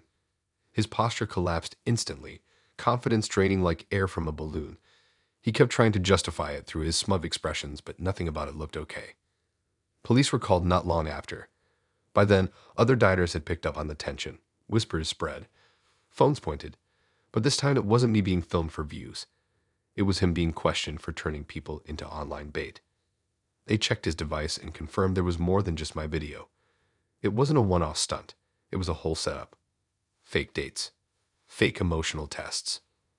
Uploaded to some shady network that claimed to judge whether someone was loyal or worth trusting. Like feelings were a game show. The officers took him aside as they scrolled through pages of clips, faces frozen mid-shock or confusion. Some girls crying, some angry, some clearly unaware they were even being filmed. I felt sick looking at it. Not long after, he was escorted out. No charm left, no smooth smile, just frustration and embarrassment that the show ended early. I stayed seated for a while, shaking slightly but trying to ground myself. The restaurant offered me water and kept checking I was okay. I didn't feel okay. I felt used, like my personal space got stripped for views and laughs. Walking home later, the entire night replayed in my head. His little smiles, the hand under the table, the camera following my movements like I wasn't even human, just content layered on a screen. I went home, turned my phone off, and sat in silence. Not crying, not dramatic, just still, processing how easily someone could pretend to care while treating you like part of a weird online test.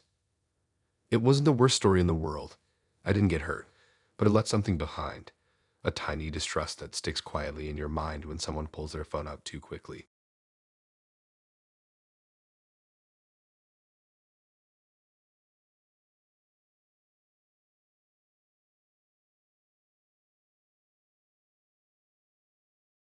I always thought people overreact when they say first dates can go bad.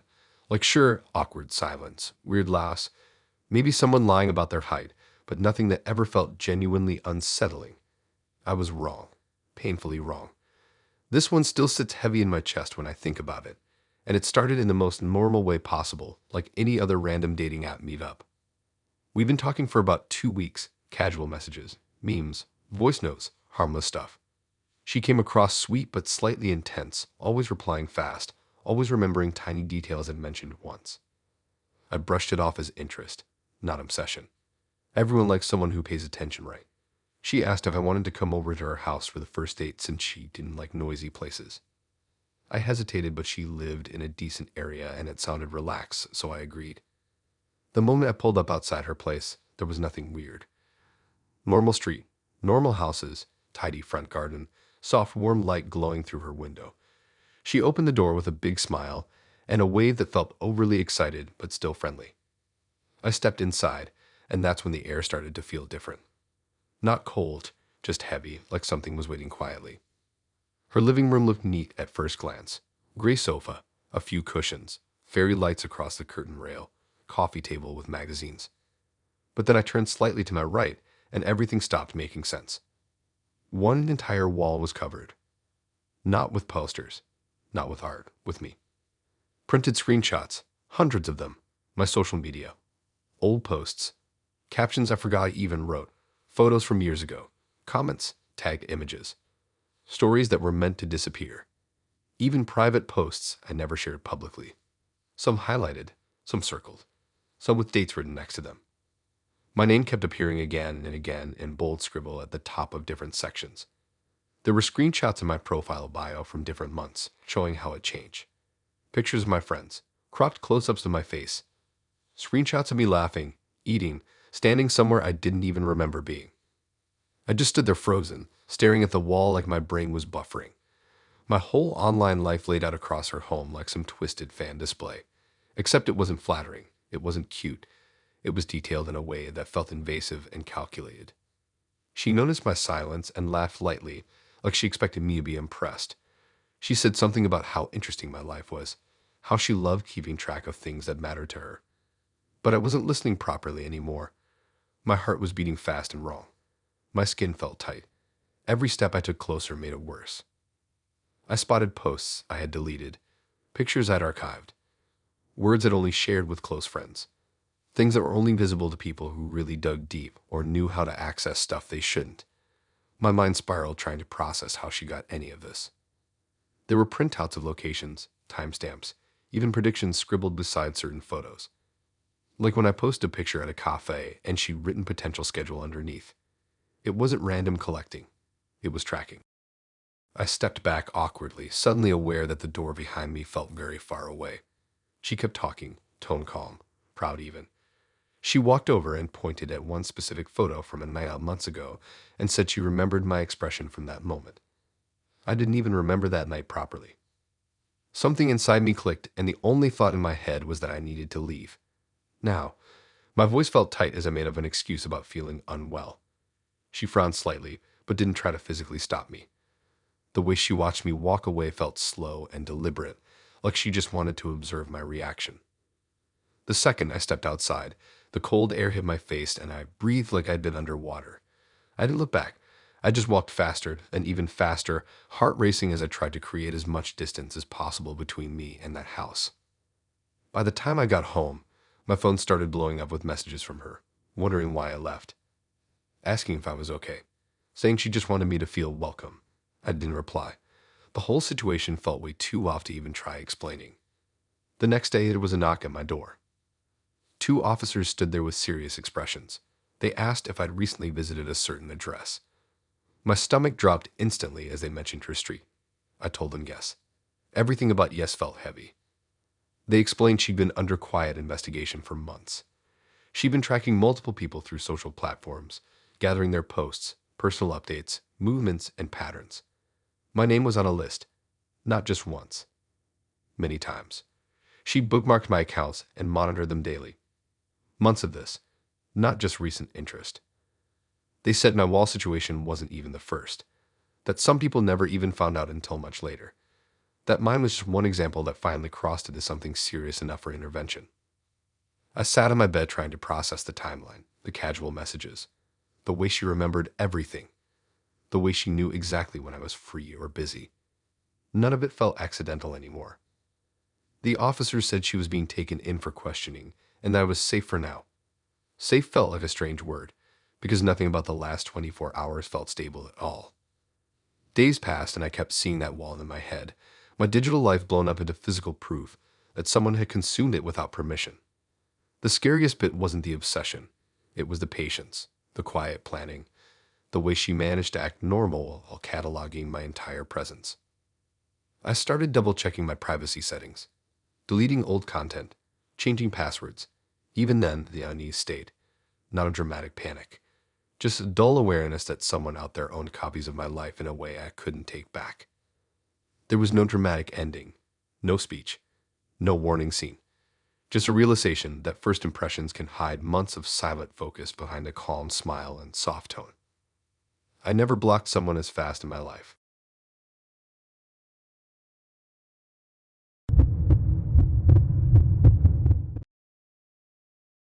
I didn't even want to get in his car at first. Not because he felt unsafe, more because night drives with someone you barely know just sound like something your friend would judge you for later. But he kept saying it was calm, that it was just a chilled spin to clear the head, see some quiet roads, no pressure. His voice was easy, like he'd said it 100 times to different people. I told myself it was fine, that I wasn't 12, that it was just a drive, so I stepped in anyway. The inside smelled slightly like air freshener and old fabric, that combo that makes you unsure if it's clean or just covered up. He played low music, not too loud and not too awkward. He kept glancing over with quick smiles, talking about random stuff like his job and how he liked driving at night more than daytime. Said traffic annoyed him, said quiet roads made him feel focused. I laughed along, but something about his eyes felt too awake, too alert for a simple date mood. We moved away from the main road, further into darker areas where streetlights thinned out. I didn't recognize the surroundings, but he seemed way too confident for someone just cruising around. Each turn felt planned, not spontaneous, like he already knew exactly where he was going. Eventually, the road opened into a wide, abandoned car park. Empty spaces, cracked ground. Old faded lines where cars probably used to park back when this place mattered. In the distance, silhouettes of a few cars sat scattered like forgotten objects. The place felt dead, like the air itself was holding its breath. He parked and turned off the engine. No reason given. No warning. Just stopped. I looked around, trying not to show the way my stomach tightened. He said he needed to check something quick and stepped out, leaving my door still unlocked.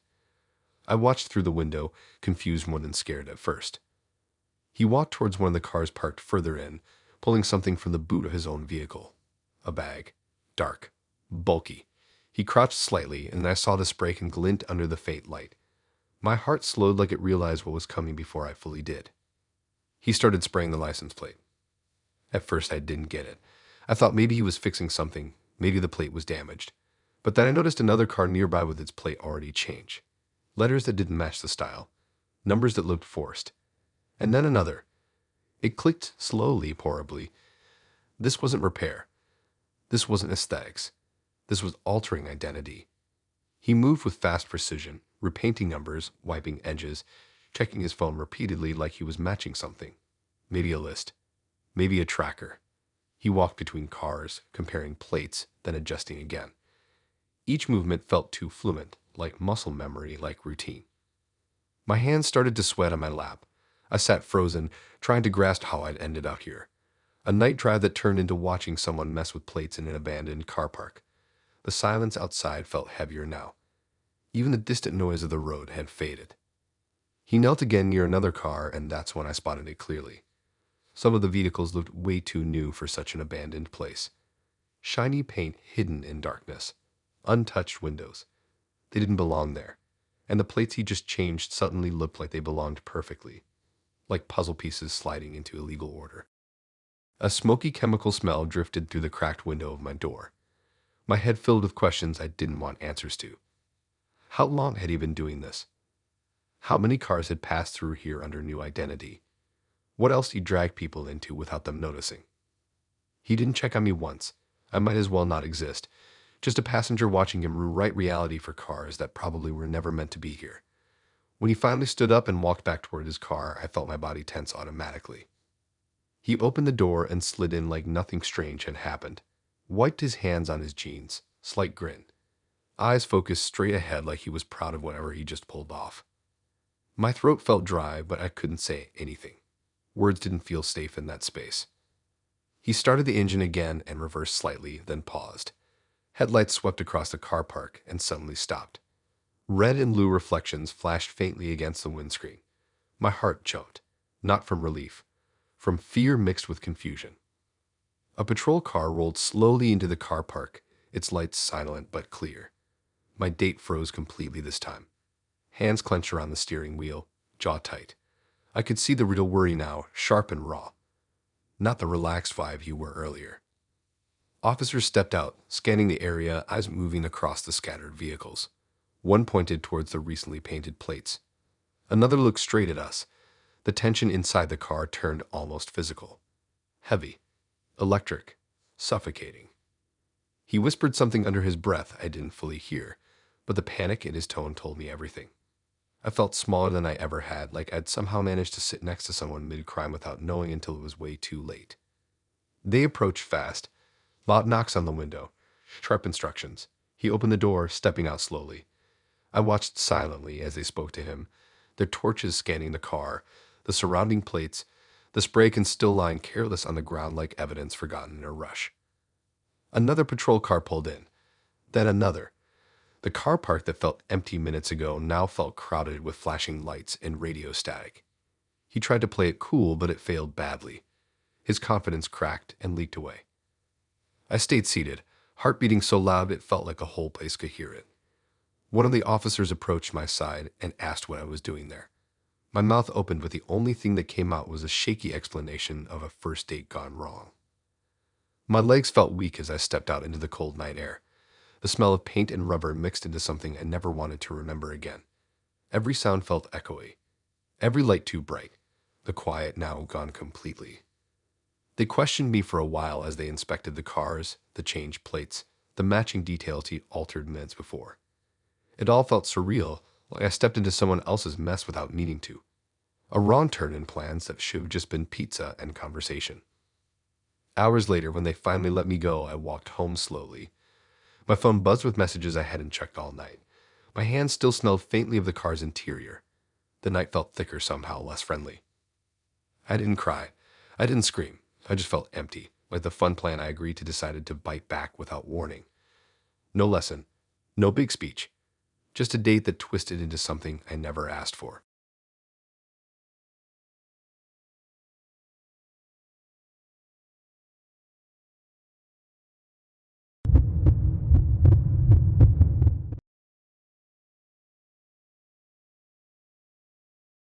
I swear I almost thought this one might be normal, like actually normal.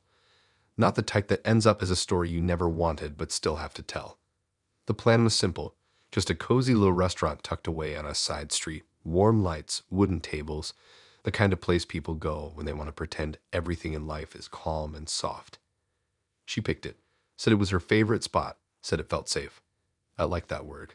Safe, thought it meant something. We met outside and she was already there, scrolling on her phone like she wasn't nervous at all.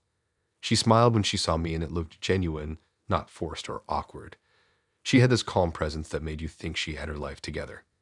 Neat clothes, soft voice, relaxed posture. The kind of vibe that makes you drop your guard without even noticing. Inside, everything felt quiet, but not uncomfortable. Soft music, plates clinking, cutlery tapping, low chatter floating through the air.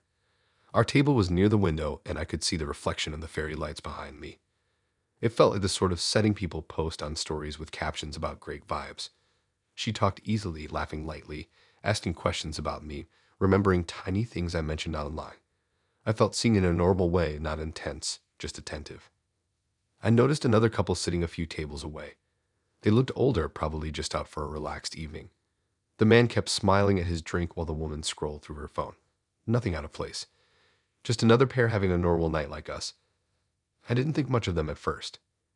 As the night went on, I picked up on small movements from my date that felt off but not obvious enough to call out. Little glances around the room. Moments where her smile would fade then return quickly. I told myself I was overthinking. First date nerves and all that. She stood up at one point, said she was going to the restroom. I watched her walk past the other tables, and that's when it got strange. Instead of heading straight, she slowed slightly near the couple's table. Her hand brushed close to their drinks. At first I thought it was accidental, just tight space, just crowded movement. But she paused. I watched her fingers move deliberately. Something tiny slid from her hand into one of their glasses. Smooth, quick, controlled. Then she just smiled faintly like nothing happened and continued walking like she'd done it 1,000 times before. My stomach dropped so fast it felt like air was knocked out of me. My brain tried to convince me I imagined it, that my eyes played tricks under low lighting, that no one just does that, but I saw enough. It didn't look like a mistake. It looked intentional. She came back to our table and sat down like everything was still fine. Still asked me a question about my week. Still smiled. I barely heard anything after that. My focus stayed locked on the other couple now, watching their hands move around their glasses, watching them sip casually, unaware of what just happened. Minutes later, their body language changed. The woman's hand trembled slightly. The man blinked more than normal. They exchanged confused looks. Then the glass slipped from her hand and shattered. His face went pale, movement slow, like he was suddenly underwater. Panic rippled through the restaurant. Chairs scraped. People stood up. Someone rushed over to them. My heart hammered as I watched the scene unfold. still trying to process that my date was sitting right in front of me as if nothing was wrong. Her expression barely changed. Calm, still, almost bored. Staff moved fast, trying to help, calling for assistance. The sound of alarm filled the air, and then the blue lights flashed through the windows, reflecting against the cozy interior like something breaking an illusion. Police rushed in, urgent, serious, eyes scanning the room like they already knew what they were looking for. One of them approached our table. I didn't even have to point. They already watched her, already knew. It hit me then that this wasn't random. This wasn't her first time. Everything about the way she did it felt practiced, controlled, familiar. They took her arm and she didn't resist. No drama, no panic, just a slow blink and a blank expression as she was guided away. I sat there frozen, trying to understand how the girl I'd just shared jokes with was being accused of something that serious. The couple were helped out, still shaky, still confused. People whispered across the restaurant. The quiet vibe shattered completely. The warmth felt fake now. The same lights that felt cozy earlier now felt sickly and strange. I stepped outside later with the night air hitting my face like a shock.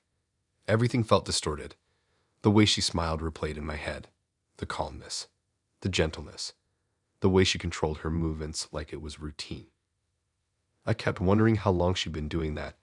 How many people sat beside her laughing, not knowing what she was capable of. It made my skin crawl just thinking about it. But there was no dramatic breakdown. No big reaction. Just a slow, heavy realization settling into my chest. Walking home, the streetlights felt too bright and too quiet at the same time. My phone buzzed, but I ignored it. The world felt weirdly normal after something that clearly wasn't normal at all. Like everything kept moving even when your brain was still stuck in that restaurant. I didn't feel like a hero. I didn't feel brave. I just felt lucky. Lucky that I noticed what I noticed. Lucky that it wasn't my glass. Lucky that I walked out with questions instead of consequences. The simple, normal kind of luck that isn't meant to be tested like that. Even now when I think of that night, I don't remember the food or the music. I only remember her steady hand, the silent smile, and the moment everything flipped from cozy to criminal without warning.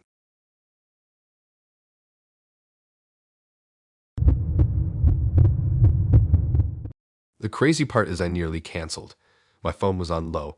My hair looked like it had its own attitude. And I just wasn't in the mood to pretend I was excited over another first date. But something about his messages had felt easy. Not too deep, not too dry. Just normal enough to make me think maybe this one would be all right for once. So I still went. Hoodie, trainers, small bag, typical chilled look. Nothing serious. We met outside a small late-night dessert spot near the high street. He looked exactly like his photos, which already felt like a miracle.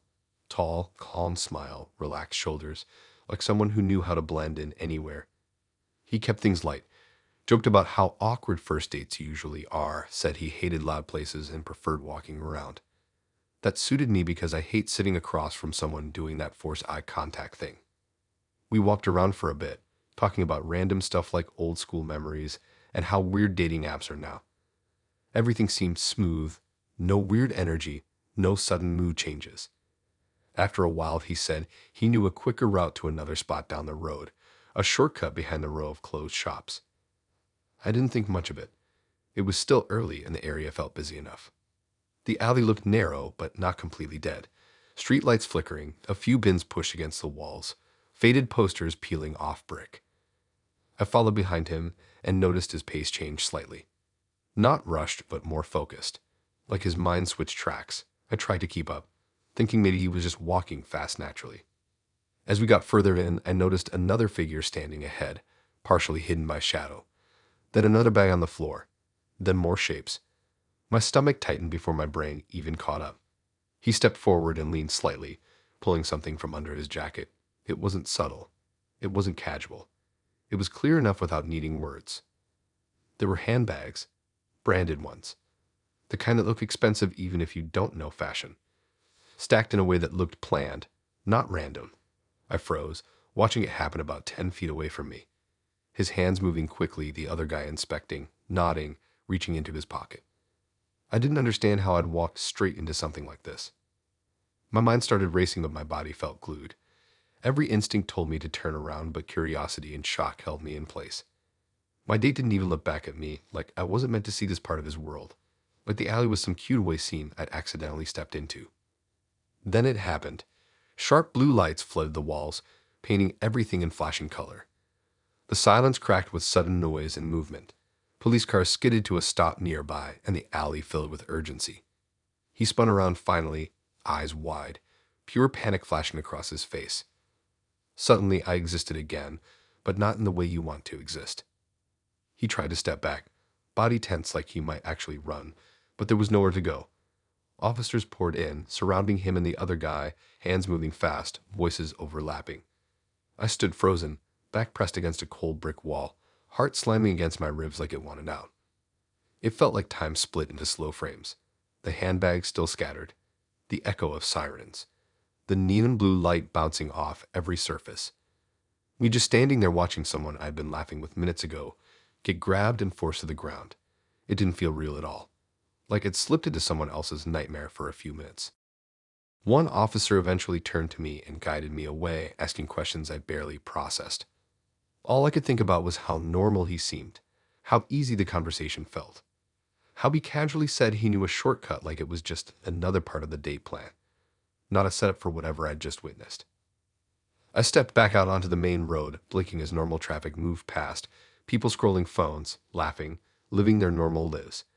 My world felt off balance, like I'd been pushed out of place. I kept replaying the walk in my head, searching for signs, trying to see where the red flags had been hiding. The scariest part wasn't even the police or the bags. It was how close I'd been to trusting someone who was clearly juggling a double life without flinching. He looked into my eyes, smiled, asked me about my favorite places, all while knowing he was about to do something illegal right in front of me. Later that night, back in my room, my hands still felt shaky. I washed my face, sat on my bed, and just stared at the opposite wall trying to make sense of it. The alley kept replaying in my mind, the smell of damp brick, the sound of fabric rustling, the sudden burst of blue lights cutting through the dark. I didn't feel traumatized in an overdramatic way, just weirdly alert, like the world had pulled the curtain for a second and showed me how unpredictable a simple evening could turn. How a first date could go from casual and funny to scenes straight out of a crime clip. My phone buzzed once later from an unknown number. I didn't even open it. I just turned the screen face down and let it go silent. I didn't care who it was. I didn't want anything from that night following me home. Even now when I walk past shortcuts or anyone suggests cutting through a back path, I feel a tiny flash of tension in my chest. Not panic, just that brief memory of flashing lights and the realization that I'd walked next to someone who wasn't who he claimed to be at all. It wasn't dramatic. It wasn't cinematic. It was just real and uncomfortable and way too close for comfort. The kind of story you tell people and they think you're exaggerating, but deep down you know every second of it actually happened.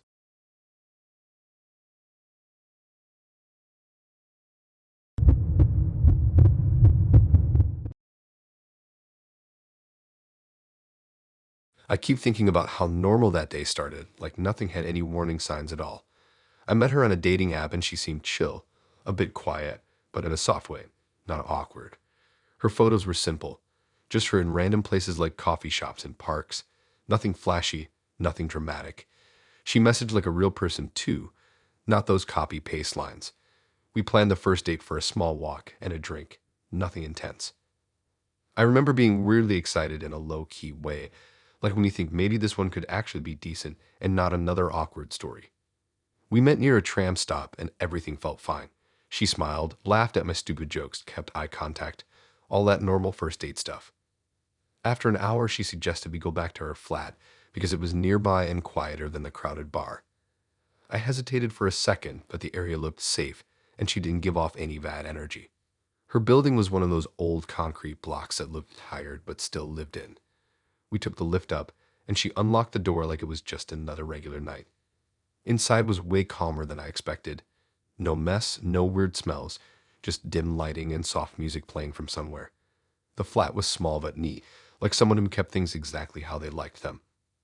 I sat on the sofa while she went to get drinks, and I noticed the place felt a bit too silent, like the kind of quiet that makes your ears ring.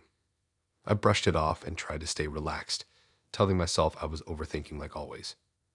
She came back with 2 glasses and sat beside me, still smiling, still normal. We talked about random things, old school memories, what we both hated about dating apps, little stuff.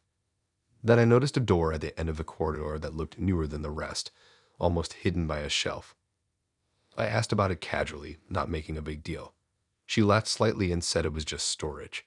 Something about the way she moved her hand made me curious instead of reassured. Minutes passed and that door stayed stuck in my head. I tried to ignore it, but my eyes kept drifting back. Eventually, while she went to the bathroom, curiosity won. I stood up and walked toward it, telling myself I was just being dumb.